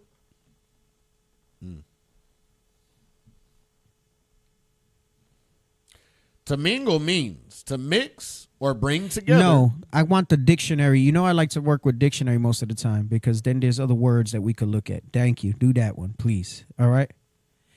Look at that. Let's read these. To become mixed, blended, or united. Scroll. There's more I think that I've used. Nope. Keep going. So, okay, that's the one I want. Go ahead. Come on. To mix or combine. Put together in a mixture. Blend. Right. So what does that mean? To put together in a mixture, to blend. It's talking about physically coming together, right? It's talking about physically coming together. Go to thesaurus. I think synonyms up there. Yeah, click on that. And then there'll be synonyms and antonyms, right? Look at that. Physically joined. Right. Physically joined. So not just that we put society, it means sex and having babies with them, right? I'm gonna show more. Scroll. Blend, intermingle, meld, mix, right? Look at the strong ones. Coalesce, commingle, compound. Interweave, look at the word. Marry. Merge, unite, wed. So it means that there was a physicality that happened with it. Go back to where we were in Psalms, read 35 and 36. Verse 35, but were mingled among the heathen and learned their works. Come on. And they served their idols, which were a snare unto We them. married them, we had babies with them, and then we serve their idols. We pick up their customs. That's the devouring of our strength. So it isn't just a dilution of the seed, it's the devouring of their strength. Go ahead, come on. Verse 37, they sacrificed their sons and their daughters unto devils, and shed innocent blood, even the blood of their sons and of their daughters, whom they sacrificed unto the idols of Canaan. And the land was polluted with blood. Right, so this is going into the history where they mixed with Moab and Ammon and them, right? And it's telling you that, and Canaan, and it's telling you that these are the type of things that happen. I'm not saying that I'm using that as an example to show you the language and what it means as it goes with it, right? Now, go back to Hosea. Let's read 7 and 8 one more time. The book of Hosea, chapter 7 and verse 8. Ephraim, he hath mixed himself among the people. Ephraim is a cake not turned. Right? Ephraim is a cake not turned. Let's get First Ezra's 8 and 69, I think. Yes. The book of First Ezra, chapter 8, verse 69. The nation of Israel, the princes, the priests, and Levites have not put away from them the strange people of the land, nor the pollutions of the Gentiles, to wit, of the Canaanites, the Hittites, Perizzites, Jebusites, and the Moabites, Egyptians, and Edomites. Come on, so you can stop there, and they're going to say, see, we're talking about idolatry, right? No, come on, read. For both they and their sons have married with their daughters. They married with their daughters. Go ahead, come on. And the holy seed is mixed. What is the seed? The seed is going into the sperm, right? It's going into the sperm, the holy seed. I want to make a point here. Hold on. Let me go back to where I was. Damn, I had so many notes on this. Hold on. Hey, Deacon. Let me scroll up. Go ahead. That point on the screen, it says in Hebrew, he mixes himself. It just said right there, and the holy seed is mixed. It's literally the same. It's the same thing. That's why I'm giving you all the verses, and then you'll see that it's talking about the whole thing. Finish verse 70. Read the whole thing. Verse 70. For both they and their sons have married with their daughters. And the holy seed is mixed with the strange people of the land. And from the beginning of this matter, the rulers and the great men have been partakers of this iniquity. This is like when we were going over Hosea, and it says they followed his commandments. So it started with the king and even the priests that priests, I do with quotations, that they set up were supporting them in that, right? So notice there's terminology in the scriptures, right? The mixing, right? What we now call race, the Bible would call things like seed, fruit, lineage, family, tribe, people, nation, covenant, and worship. All of that deals, rather than modern racial classifications, right, which were developed in recent terms, it uses languages like that. It says the holy seed was mixed. It says the seed of Israel was mixed, right? So you have to understand that the ancestry was always strong with Israel, right? Scripture always speaks of the seed of Israel. Tribal descent determined inheritance and offices. Right, so they say, "Oh, but that's race." God was about race, right? God was about is about race, right? Genealogies mattered, right? Now they don't, because he knows. He says, "Endless genealogy is not gonna help you anymore in these last days," right? Foreign marriage would affect children, and it messes up the national continuity, right? Of what we're trying to attain, right? We're going to read one about Ezra. He also calls it the holy seed, right? And then Tobit says to marry with the ancestral lineage, right? We're going to read that in a little bit as well, right? Let's go to Ezra 9:1. Ezra 9:1. The book of Ezra, chapter 9 and verse 1. Now when these things were done, the princes came to me, saying, the people of Israel and the priests and the Levites have not separated themselves from the people of the land. Come on. Doing according to their abominations, even of the Canaanites, the Hittites, the Perizzites, the Jebusites, the Ammonites, the Moabites, the Egyptians, and the Amorites. We just read that in First Ezra, right? Go ahead, come on. For they have taken of their daughters for themselves and for their sons, so that the holy seed have mingled themselves with the people of those lands. Yea, the hand of the princes and rulers have been chief in this trespass. So you read similar language, right? Let me get Tobit 4:12. The book of Tobit, chapter 4 and verse 12. Beware of all whoredom, my son, and chiefly take a wife of the seed of thy fathers, and take not a strange woman to wife, which is not of thy father's tribe. For we are the children of the prophets, Noah, Abraham, Isaac, and Jacob. Remember, my son, that our fathers from the beginning, even that they all married wives of their own kindred. Of their own kindred, meaning within the tribes. Go ahead, come on. And were blessed in their children, and their seed shall inherit the land. Read. Now therefore, my son, love thy brethren. He's associating that if you try to be with the other nations, that's hatred towards your brethren.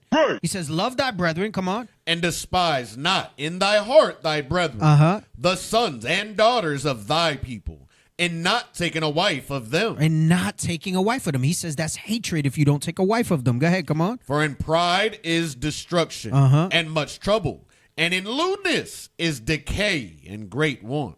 For lewdness is the mother of famine. Right, so the pride and destruction and the lewdness goes into that because what? It leads to you taking up their customs, their identity, and then it becomes the erasure of our people, right? So the Lord understood that piece. Hold on, I got some more here. If you want to say something, Cap, you can bring it out. Yeah, I got one. And I'm going to go to Hosea 9 after this. Do you have Ezekiel? Hold on, I think I might. Let me see. Which Ezekiel what? 23. Yeah. Oh, yes. Let me read that first. I don't think I have Ezekiel 23, so you can bring that out in a minute. Let's read this, right? What it's called today and what the term they use for that, right? What we just read in Tobit was endogamy, right? Read that. Endogamy is the custom or practice of marrying only within a specific social, religious, ethnic, or local group. Its opposite is exogamy, which means marrying outside of one's group. People practice endogamy to keep wealth, traditions, and community ties inside the group. That's the promises that pertain to Israel, right? We were always supposed to remain separate. Even before we were going up into the promised land, he says, don't mix with them. There were so many warnings that we had not to mix with these other nations. You're going to rule over them. You're going to take over them, right? And they make that seem like that's a bad thing. But if you notice, they said there's Amish, there's Orthodox religion, and even Jewish people stay within the fake Jews stay within stuff like that. Asians, by and large, only marry. I'm not saying exclusively, I say by and large, only marry within themselves as well. We're the only ones that want to take unto us, and we had that spirit from back then. We always wanted to be with these other nations and mix with them and pick up their customs and their cultures, right? And if you think about it in modern times, it's because there's a void inside of us because we don't have a culture that's really our own. Exactly. We have remnants of a culture, things that we've done and that we did that, you find out, damn, that's, I grew up like this and these traditional values, and that was really biblical, but we didn't tie it to the Bible. We didn't do it because of the Bible. Right. We did it because it was customs amongst our family. You know what I'm saying? Go ahead, Cap. Bring out what you want to bring out. Get Ezekiel chapter 23. Read 1 and 2 and jump down to 4. The book of Ezekiel, chapter 23 and verse 1. The word of the Lord came again unto me, saying, Son of man, there were 2 women, the daughters of one mother. Verse 4. And the names of them were Aholah, the elder, and Aholibah, her sister. Go ahead. And they were mine, and they bare sons and daughters. Thus were their names. Samaria is Aholah, and Jerusalem Aholibah. So go ahead, read verse 5. Verse 5. Jump down. And Aholah played the harlot when she was mine. And she doted on her lovers, on the Assyrians, her neighbors. It's going into who she was dealing with at that time. Now, was it idolatry? Yes, it was idolatry, but let's see how it spilled over. Jump down to verse 19. Verse 19. Yet she multiplied her whoredoms, in calling to remembrance the days of her youth, wherein she had played the harlot in the land of Egypt. For she doted upon their paramours, whose flesh is as the flesh of asses, and whose issue is like the issue of horses. That's going into she was actually having sex with the other nations. Okay, so it wasn't just the spiritual fornication, but it was the actual physical act of adultery. Right. Hey, read the part where it talks about the lovers. What was it, back 5? in verse 5 or 6? I think it was one of the first verses you read. Verse 5. And Aholah played the harlot when she was mine, and she doted on her lovers, on the Assyrians, her neighbors. Get Hosea 8 and 9. The book of Hosea, chapter 8 and verse 9. For they are gone up to Assyria, a wild ass, alone by himself. Ephraim hath hired lovers. Ephraim have hired lovers. Ephraim have hired lovers, right? Go ahead, come on. Yea, though they have hired among the nations, now will I gather them. Now, this goes into them trying to get help to fight. Let me tell you, I was just kind of briefly in preparing this class. I said, I got to stop. I got to go back to the histories. That's probably what I've read less as my times through the Bible. I think I've told you that before. Those are my CRISPR pages. But I do need to, I want to go back and like spend more time like in the Chronicles, Kings and everything. I was just thinking, man, the amount of times we try to come against Southern Kingdom, like literally in wars, fighting people. Like we killed like tens of thousands of our brothers in battles over BS. It's no wonder when you get to the New Testament, they want no part with us. And why Paul has to go through such great lengths to tell you, yo, they could come back. It's like, no, you killed my mama. You killed my great-great-grandpappy. When we were fighting in this war and that war, right? So, but notice it uses the same language here is the point that I'm trying to make on. It says he hired lovers. The hire is really going into how they try to seek other nations to go against Southern Kingdom as well, right? I mean, Southern Kingdom did it too. They were trying to get help, and it goes to when they were trying to... The main thing is that none of them was really turning to God. It got to a point where they weren't turning on God. It was like trusting God and things like that. I might bring some of that out next week because I was going to bring that into some other aspect of it, right? Were you done with your verses? Yeah. All right. I want to come back. Let's go. So we read Hosea 8 and 9. Let's get Hosea 9 now and start at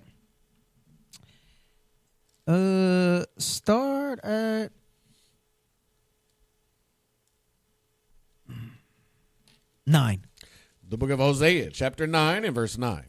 They have deeply corrupted themselves, as in the days of Gibeah. Therefore, he will remember their iniquity. He will visit their sins. Come on. I found Israel like grapes in the wilderness. I saw your fathers as the first ripe in the fig tree at her first time. Right. Notice he said that he found Israel like grapes in the wilderness. That also goes with like Romans 11, where it says we were wild right? grapes. Right. Wild grapes. Wild. There it talks about olive trees, but it talks about wild, right? Meaning wild, meaning what? Without God. It means in sin and without God, right? Go ahead, come on. 10, where he says, I saw your fathers. Yes, sir. I saw your fathers as the first ripe in the fig tree at her first time. But they went to Baal Peor and separated themselves unto that shame. And their abominations were according as they loved. Now, let's get Numbers 25 and 1. This is still going with that the mixing involved physical sex, right? Because people try to say it's not dealing with that. Numbers 25 and 1. The book of Numbers, chapter 25 and verse 1. And Israel abode in Shittim, and the people began to commit whoredom with the daughters of Moab. Right, with the daughters of Moab. Go ahead, come on. And they called the people unto the sacrifices of their gods. Like Baal Peor and all the other gods they had. Come on. And the people did eat and bowed down to their gods. Right, go ahead, come on. And Israel joined himself unto Baal Peor. And the anger of the Lord was kindled against Israel. And what they did was, you read how they took wives of them. We went through all of that with Moab, where we read in Ezra's and things like that. We were constantly doing that type of behavior, right? Northern Kingdom was most notorious for it early on, but it wound up happening with Southern Kingdom as well, right? Go ahead, go back to Hosea. The book of Hosea, chapter 9 and verse 11. As for Ephraim, their glory shall fly away like a bird. That goes into the silly dove, right? Because the dove is flying all over the place, doesn't have a home, doesn't have a heritage, right? Not following after the Lord, right? So it says their glory, meaning their strength. That goes into the same thing in Hosea's 7 and 9, where it says, strangers have devoured the stranger, and he knoweth it not. Gray hairs upon his head here and there, and he knoweth it not. Go ahead, come on. Read 11. As for Ephraim, I'm sorry, 7 and 11. Chapter 7 and verse 11. Ephraim also is like a silly dove, without heart. They call to Egypt. They go to Assyria. That's the hired lovers, right? If you jump up to verse 10, you'll read that it's talking about, remember I'm talking about the glory, and they're going away from their strength. Read 10. Right. Verse 10. And the pride of Israel testifieth to his face, and they do not return to the Lord their God, nor seek him for all this. And that's why he says what he says in verse 11. Go ahead, come on. Verse 11, Ephraim also is like a silly dove, without heart.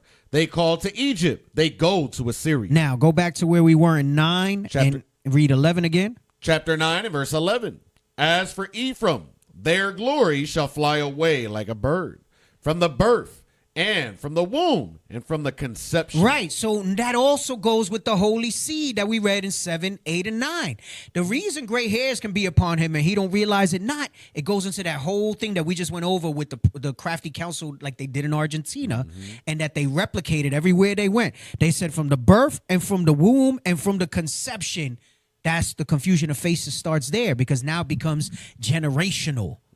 Now it becomes generational. So now you're born referring to yourself as something else. Now you're accepting doctrines of something else. So you don't know the difference. You didn't know nothing else. Right. So you're just saying that you're all of that. Right? Go ahead. Come on. Verse 12. Though they bring up their children, yet will I bereave them, that there shall not be a man left. Yea, woe also to them when I depart from them. Come on. Ephraim, as I saw Tyrus, is planted in a pleasant place. Right. That goes into the prophecy in Genesis 49. Go ahead. Come on. But Ephraim shall bring forth his children to the murderer. Right. You know who bringing his forth to the children and the murderer goes into in these last days? Genesis 4 and 8. Who's the murderer? Esau. We just brought this out. That spirit of Cain, which is Esau today. Go ahead, come on. The book of Genesis, chapter 4 and verse 8. And Cain talked with Abel his brother. And it came to pass, when they were in the field, that Cain rose up against Abel, his brother, and slew him. And the Lord said unto No, Cain... that was it. That's all I wanted. Yes, so he's a murderer, right? He's a murderer. Hold on. Let me check this note that I have here. Hold up. I had another verse here dealing with that verse in Hosea 9 and 13. Let me just confirm it so I know the thought that I want. Oh, I want to go back to the part where it talks about I want to reinforce bringing him forth his children to the murderer as well. So I told you in modern times, the murderer is dealing with Edom, right? Genesis 4 and 8. Now, let me show you bringing forth We read that it was also they sacrificed them, but it also still goes into the mixing. Get Judges 3, 5 through 7. Because it doesn't, people say that just meant that they put their kids and they sacrificed their kids to their God. Yeah, they did evil stuff like that too.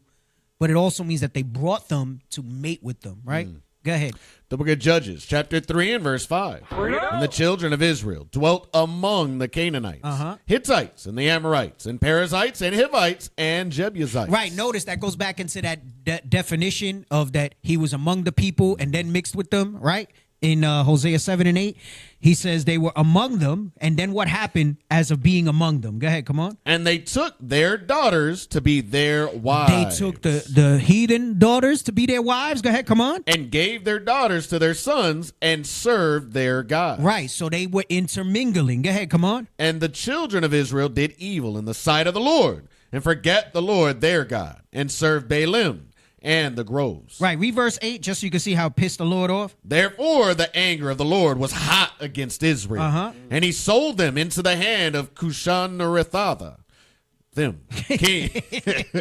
Cushan-Rishathaim, king of Mesopotamia. And the children of Israel served Cushan-Rishathaim 8 years. Right, go to Jeremiah 17:4, I think it is, because remember it said he was hot against them, right? Go ahead, come on. The book of Jeremiah, chapter 17 and verse 4. And thou, even thyself, shalt discontinue from thine heritage that I gave thee. And I will cause thee to serve thine enemies in the land which thou knowest not. For ye have kindled a fire in mine anger, which shall burn forever. Right. Now we know when he says forever, it means that until we repent. Right?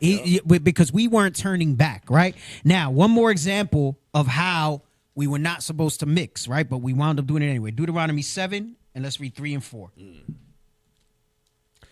So it was always established. So this is why this is the thing that made God angry. But why? It wasn't just because he didn't want it. It wasn't some racist thing. If they want to call that racism today, then call it racism today. But he knew that it would be the weakening of our people and the weakening of our race. Not just physically mixing with lesser people, right? But because that's the dilution and pollution of the holy seed, but we would lose our identity and our heritage, right? Go ahead. The book of Deuteronomy, chapter 7 and verse 3.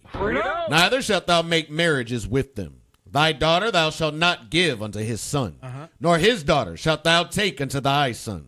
For they will turn away thy son from following me, that they may serve other gods. That they may serve other gods. Go ahead, come on. So will the anger of the Lord be kindled against you, and destroy thee suddenly. Right, so there you go ahead, and it says that we'll deal with the son, right? That we'll deal with the son. Because you read in Judges, the daughters, somebody said, well, that was the daughters. Right. You read that it was also dealing with the sons as well, right? Now, there's more, but I'm going to move to cut it because it's late.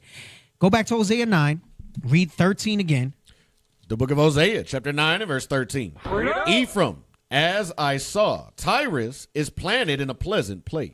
But Ephraim shall bring forth his children to the murderer. Come on. Give them, O Lord, what wilt thou give? Give them a miscarrying womb and dry breasts. Right, so a lot of those babies that were mixed, he wound up killing a bunch of them. So the ones that were not, like, so you know how they had all these castas and stuff like that? Yeah. He gave those kids a lot of problems, right? Miscarrying wombs, he killed a lot of them. Or dry breasts so that the babies died after, right? Go ahead, come on. All their wickedness is in Gilgal, for there I hated them. For the wickedness of their doings, I will drive them out of mine house. This goes into where he says that you are not a people. Right. Again, this goes like we were talking about. So much Christianity could not exist without the ignorance of the split. Right. It's clear as day when you understand all the nuance and detail of how Northern and Southern Kingdom split and the deep hatred and vexation that we had between us in those times. That's why there's so much emphasis in the New Testament about, listen, no, I always intended for them to come back. Right. I got to remind you of this. Paul went to great lengths to bring that out as well, to let you know that, no, they were always. That's what Romans 11, Romans 9, 10, and 11 is explaining that. They go together. Those three chapters go together. in explaining that all point. Israel. Right. It says all Israel. And that's why he starts in Romans 9. He starts with the blessings and saying who it pertains to. And that's why he says, in Isaac shall thy seed be called. And he goes on and on because some people try to put Romans 10 to say, I forgot which verse it is. I had it written, but my notes are all over the place. It says something to that effect. I might look for it in a second, just so that we have the reference for it. But go ahead, go back to where we were. Verse 15, all their wickedness is in Gilgal, for there I hated them. Uh-huh. For the wickedness of their doings I will drive them out of mine house. Uh-huh. I will love them no more. All their princes are revolters. Come on, read. Ephraim is smitten. Their root is dried up. What is the root? He's saying that seed that you mix with all these other people, I'm gonna dry that up, right? And I'm gonna keep a remnant to myself. Go ahead, come on. They shall bear no fruit. They shall bear no fruit. Read. Yea, though they bring forth kids. Go ahead. Yet will I slay even the beloved fruit of their womb. Right. Go ahead, read 17. My God will cast them away, because they did not hearken unto him. And they shall be wanderers among the nations. And we would be wanderers among the nations. Yet more evidence and proof when they say, they say Gentiles and strangers and strangers to God and all of that. Because you got to remember that early on, before he went hard on them, he said this in Hosea 3 and 4. The book of Hosea, chapter 3 and verse 4. For the children of Israel shall abide many days without a king, and without a prince, and without a sacrifice, and without an image, and without an ephod, and without a teraphim. Afterward shall the children of Israel return. You know when afterward was? When Christ died on the cross. That's when the afterward was. The middle wall of partition was broken down. After 3 days. Go ahead, come on. Afterward shall the children of Israel return, and seek the Lord their God, and David their king, and shall fear the Lord and his goodness in the latter days. Right, because they didn't want to seek David's house then, right? But he's saying, no, you're still going to wind up seeking David's house. Get Hosea 1 and 10.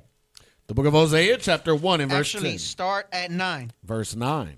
Then said God, call his name, lo me, for ye are not my people. Right, lo me means not my people. Go ahead, come on. And I will not be your God. So it's so plain as day. When it says that I will give you another people, or people who have not known me, it's dealing with the northern kingdom of Israel. Right. Go ahead, come on. Yet the number of the children of Israel shall be as the sand of the sea, which cannot be measured nor numbered. So even though he dried up a lot of the miscarrying womb and all of that, he said they're not going to be, even though this erasure stuff that we went over, he said that's not going to be, don't think, all right, that's how you know people don't know scriptures when they try to say that it's a wrap. It's a wrap. No. The Bible's telling you that northern kingdom's still there, right? Go ahead, come on. And it shall come to pass that in the place where it was said unto them, ye are not my people, there it shall be said unto them, ye are the sons of the living God. You know who said that first to them? Christ in John 4. Remember, in John 4, it was the Samaritan woman. If you knew the gift. And then, like, I think in the 40s, he went and he bowed with them 2 days and taught them. And it said many of the world believed, right? That heavy. We were talking about that a couple of weeks ago, right? Go ahead, keep reading. Read verse 11. Verse 11, then shall the children of Judah and the children of Israel be gathered together. That's Romans 11. Right? Go ahead, come on. And appoint themselves one head, and they shall come up out of the land. For great shall be the day of Jezreel. Right, so great shall be the day of Jezreel. You got something? What was heavy about that? Read that verse 11 again. Verse 11, then shall the children of Judah and the children of Israel be gathered together, and appoint themselves one head, and they shall come up out of the land. Out of the land. So we would be oppressed together in the land that we were going to be delivered from. Can you get Jeremiah 16:14? The book of Jeremiah, chapter 16 and verse 14. Therefore, behold, the days come, saith the Lord, that it shall no more be said, the Lord liveth, that brought up the children of Israel out of the land of Egypt. But the Lord liveth, that brought up the children of Israel from the land of the north. And we are all dwelling here. All 12 tribes are here in the land of the north. Right. Hey, let me show you something else. Get Hosea 8 and go to 8. I'll just keep it to the point. The book of Hosea, chapter 8 and verse 8. Israel is swallowed up. Now shall they be among the Gentiles as a vessel wherein is no pleasure. Right. So being swallowed up means they will be among the Gentiles. Go to John 7:35. Again, dealing with that same point and the confusion here. This is why it's so important to understand these aspects of things. We deal with it historically, and then you deal with it with modern times too, right? John 7:35. The book of St. John, chapter 7 and verse 35. Then said the Jews among themselves, whither will he go, that we shall not find him? Will he go unto the dispersed among the Gentiles? Right, talking about northern kingdom. Israel is swallowed up. Now shall they be among the Gentiles as a vessel wherein is no pleasure? Go ahead, come on. And teach the Gentiles? And teach the Gentiles, meaning that they were going to teach the dispersed. There were some Jews that understood that Israel had to be taken back into the fold. Yep. That Israel had to be taken back into the fold. Anybody got anything else? I had more notes here. It got a little sporadic for me when I went through all that history, but what I saw, what was heavy is, you remember that one time you mentioned how Ephraim is kind of scattered throughout, parts of Colombia, different parts, right? Tribe of Ephraim. And that Hosea chapter 9 and verse 17, where it says, my God will cast them away because they did not hearken unto him, and they should be wanderers among the nations. Now, we know that Ephraim as a whole is making reference to the northern kingdom in general. But I wonder if, when you look at it in the standpoint of Ephraim in general, like the actual tribe in general, could it be also making reference to them being scattered in those different parts like you mentioned? Remember, you talked about them being in a lot of different parts in like Colombia. I think Venezuela was one of those lands. from mixed amongst Asher quite a bit. Yeah, right, exactly. Right, because the branches going over the wall goes into the daughters, right? Because if you look at the word, it says daughters is the branches. Yes. But meaning like basically us not just being dispersed from there, but like you're going to find a lot outside of Puerto Rico. Outside of Puerto Rico. Right, Exactly. yes. Exactly. Because, we go to Puerto Rico, sometimes the reception and all that. Right. And I think I brought that out with Lost Tribes in Promised Land with Montesinos. What gets lost is that he was in a Colombian prison when he got out and met interesting. And met that guide that said that took him to the Ephraimites to come over. Gotcha. So when you look at the geography of Lost Tribes and Promised Lands, he was in Colombia. And he said that they came from an island off the coast of Colombia and that they were Joseph, they said. Right. Hey, let me show you one more that goes into, get Hosea 14 and start at 1. The book of Hosea, chapter 14 and verse 1. O Israel, return unto the Lord thy God, for thou hast fallen by thine iniquity. Take with you words and turn to the Lord. Say unto him, take away all iniquity and receive us graciously. So will we render the calves of our lips. Right. This is basically us when we repent, right? When that Hosea 4 comes into fruition. Go ahead, come on. Ashur shall not save us. Assyria is not going to save us. Go ahead, come on. We will not ride upon horses. We're not going to try to overtake, remember I spoke about the wars that they had. We're not going to try to physically overtake the kingdom. Go ahead, come on. Neither will we say any more to the work of our hands, ye are our gods. We're not going to worship other gods anymore. Go ahead, come on. For in thee the fatherless findeth mercy. Right. That's the fatherless. He's called the northern kingdom of Israel the fatherless. So when it says them that didn't know God, now God, all those terms that go into that, he's talking about we were the fatherless. We were the, bro. Go ahead. Jeremiah 31 and verse 20 correlates beautifully. Go ahead, bring it out. I'm going to add that to my precepts. Bring it out. I didn't know this in Hosea 14. Remember, I'm only in Hosea 7. Stay away. Jeremiah 31 verse 20. This is actually my favorite precept right Right. And then I want to finish Hosea 14, those two verses after this. Go ahead, come on. The book of Jeremiah, chapter 31 and verse 20. Now watch this. Remember what it said in Hosea 14? Because I'm seeing it now. In Hosea 14, it mentions that they are fatherless. Jeremiah 31, 20.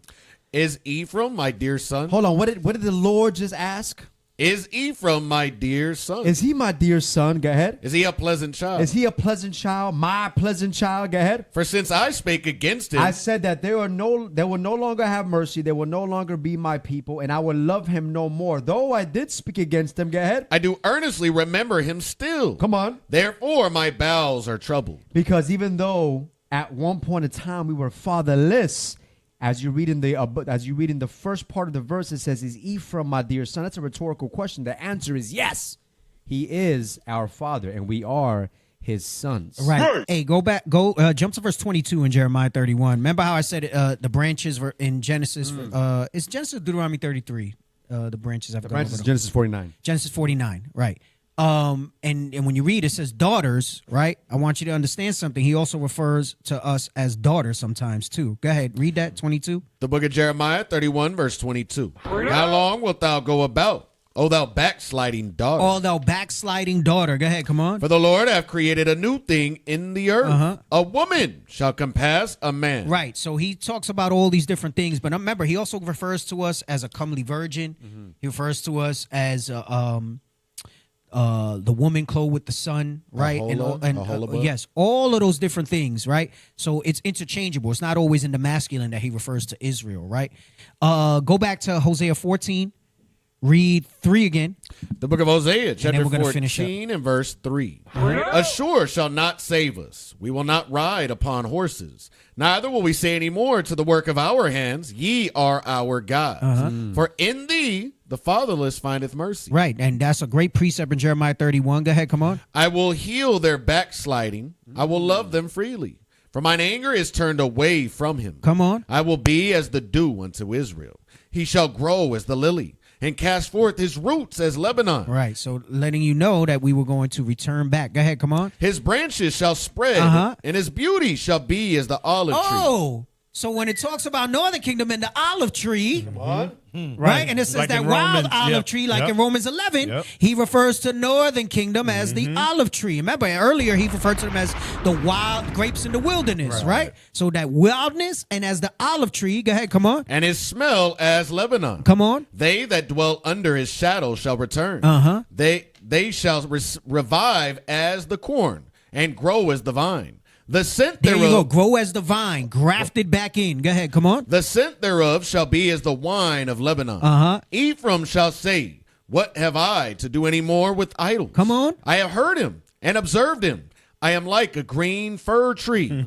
From me is thy fruit found. Read. Who is wise? And he shall understand these things. All right, and you'll understand what Romans 11 is saying, what the whole New Testament's about. That you'll understand that it was only for a time that they had to be without a king, without an ephod, without an image. Go ahead, come on. Prudent, and he shall know them. For the ways of the Lord are right, and the just shall work in them, but the transgressors shall fall therein. Hey, and you know what else was good about that Jeremiah 31? I forgot. That's when it talks about the prodigal son class that I went over, and it says the son returned and the father embraced him. Goes into that whole theme and everything like that. It's too much. You do too much. Too much, man. Hey, you got something else? Yeah, Dick. I just want to go back and read that verse 3 right quick. I had a couple something that Peter taught also. Hosea 14, verse 3. Ashur shall not save us. We will not ride upon horses. Neither will we say any more to the work of our hands. Ye are our gods. Go ahead. For in thee the fatherless findeth mercy. And that was also prophesied in 2 and 23. Get that right quick? Chapter 2, verse 23. The book of Hosea, chapter 2 and verse 23. And I will sow her unto me in the earth, and I will have mercy upon her that had not obtained mercy. And I will say to them which were not my people, thou art my people. And they shall say, thou art my God. Because they're going to be returning back to him now. Last one, 1 Peter 2. The book of 1 Peter, chapter 2 and verse 9. But ye are a chosen generation, a royal priesthood, and holy nation, a peculiar people, that ye should show forth the praises of him who have called you out of darkness into his marvelous light. Verse 10. Which in time past were not a people, but are now the people of God. Go ahead. Which had not obtained mercy, but now have obtained mercy. Right. So there you go. I mean, like you were saying, Peter taught the same thing Paul taught. And I'm right, because remember in Acts 10, Peter received it. Right. Peter received it from the Lord. So he knew what was up. Damn. Fire. And then remember, he got blasted for trying to hide it. Right. So he said, oh, I'm going to go hard now because I don't want to get blasted for freaking knowing what I know and then trying to go against him. There was another verse. Oh, this is the one they try to use in Romans 9:25. Read that real quick. We'll start at 24. The book of Romans, chapter 9 and verse 24. Even us, whom he hath called, not of the Jews only, but also of the Gentiles. Right, and remember, we read a bunch of scriptures that spoke about the Gentiles and that we would be dispersed among the Gentiles and be with the Gentiles. Go ahead, come on. As he saith also in OC. He literally quotes OC, but they try to use this and say it means the other nations. Go ahead, come on. I will call them my people, which were not my people, and her beloved, which was not beloved. And it shall come to pass that in the place where it was said unto them, That's verse 11. Go ahead, come on. Ye are not my people. There shall they be called the children of the living God. Right. So, fire. Yeah, that's the show. You know what? As I'm reading OC Day, I just realized that everybody likes the name Joshua. OC is basically Joshua because Hosea is Joshua. Yeah. Hoshai is Joshua. Right. Damn. You got so many. Jesus. Right? Damn. So it's not just Northern Kingdom that likes to call themselves Jesus. Nope. Hey, you know what? We jumped around a little bit. That's the show. I went longer than I wanted to, and I still didn't bring out everything that I had. I'd rather have more than less, though. I'll work it back in next week or something like that. Maybe I'll rehash some of these notes because I have more points that I wanted to make. And I know you've been hankering for Hosea. Yeah, I'm in chapter 7 now. Yeah. Which is the chapter we were in, but there's a lot. See, we didn't do it from the beginning, though. We started, at 4? Yeah, 4. Yeah, I don't have 2 and 3, so I need. I mean, I've done 2 and 3 before, but in a class like the whole chapter, I don't think so. I don't know. I think you. Well, maybe not like the way we've been doing it. Yeah. Okay. I need that. Hey, let's make sure y'all donate to the Booster Club. We got so much more people. I mean, we just went over how we're scattered and we're all over the place and all this. We got so much more people that we got to reach. All right, give them this message, give them this understanding, and it's really only made possible by your donations. Not some of you. You get all hot and fired up, and maybe you're not equipped to teach, but you know what? You can send us there. That's right. That's right. It's kind of like if you play like the Spider-Man video game. You're not really Spider-Man, but like you kind of live vicariously through the video game. Right. With your donations is like you living vicariously through the prophets going out to teach that word. All right. And the Lord sees that. That's your work and labor of love as well, right? Because not everybody's going to be going out to do that, but in your support and doing those things. So make sure that you give to the Booster Club. You can scan the QR, text to give. And make sure you follow us on our TikTok, Instagram, YouTube. We have all the different social media platforms. And, there's been an influx of growth when it comes to our subscribers. So it looks like some of y'all doing y'all's job when it comes to the sharing and the different things like that, comments and likes. But we need your help even more, all right? Even more. Come on. And make sure you follow us on Original Royalty. All right, man, I'm so mad we didn't get to show the photos and all that, but Lord's willing next week, Why'd y'all let me? You was on it. We didn't want. I don't want to stop you. But I was chopping it up on other things. We should have went back before I got into the class. I didn't want to stop because you was like, all right, let's get to the articles. Oh my goodness, y'all are terrible. How could we miss that? Ruvain was in here. I don't know, man. Oh, Ruvain wouldn't have let me slip. Yeah, Ruvain. He'd be like, before you move on to the topic, Yeah, y'all we need are Ruvain. terrible. We need See, Ruvain. I know. Ruvain can't be tapping out like that, bro. We need him. No, we need him. But Job, you knew that. You should have picked up. Didn't you put that as one of your responsibilities as like a marketing strategist? And, right? I think you put some fancy words today for the little help you give to OR. He gave himself a big swelling title. He was still at Burger King. Wow. Damn, man. You know what it was? It's all good. Cause he be cupcaking. Well, I'm not gonna call. I gotta come up with a different term when you're married already. It's not cupcaking. Yeah, I was about to say, hold up. But he was thinking. As he was thinking of the food, he was like, "Man, I would love to bring my wife to London with me," but then everybody would laugh at me because it's a men's conference. Oh no, it'll be outside of the men's conference. Yeah, that's crazy. See, so he didn't deny it. That's what he was thinking of when he was talking about the food. So we doing it next week then? I don't know. Or do you want to show? Just show it real quick. There's a lot of people signed off already. They still got some people on. Show it real quick so we can at least say we showed it. Come on, let's pop up some of them images, man. 284. All right, come on. Bring it up. Bring up the promo. It's just pictures. Before the picture. No, there was a promo. He posted a movie. Show the movie first, and then we'll show the pictures. Bro. They didn't even have it ready. Wow. It wasn't even meant to be. Everything's of the spirit. They all in there too. That's why. Look at his history. Here we go. It was fire. Check it out. And Check they're it out. taking notes.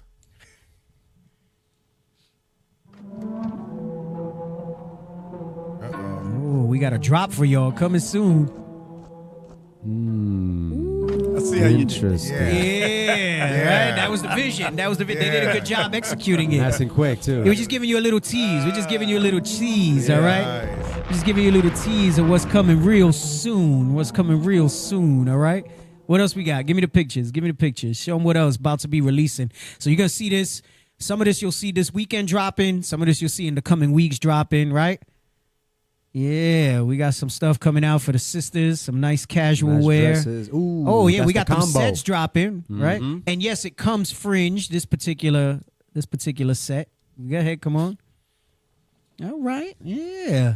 That blue, that orange, that green, all of that's coming fringed. Yes, we got some. switch We it got some up. other skirts coming out. Some of it's fringed, some of it's not. All right. Yes, we got the t-shirts and the denim skirts. And the denim skirts, fringed, right. Fringed up. Yep. Shout out to Bishop Yawasop. Yes. Hungry, grab a scripture. You see Hungry, that? grab a scripture. Hey, that's perfect for the kiddos too. Yes, that's perfect yes, for the kiddos. yes. We got all this dropping real soon. Yes, Damn, we got we the didn't even OR highlight the hats. We got the OR hats. All right, we got the hats as well.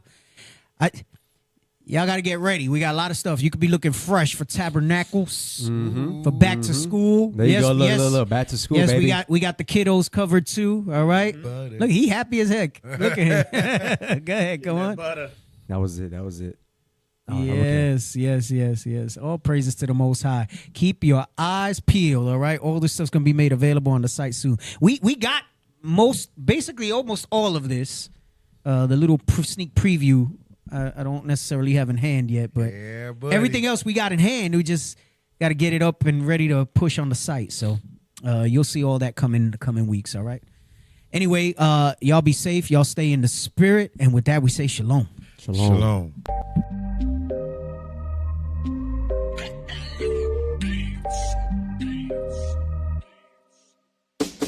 This for the Southern Kingdom, Kwam Yasharallah. Hey, one nation, one nation. This for the Northern Kingdom, Viva la Raza.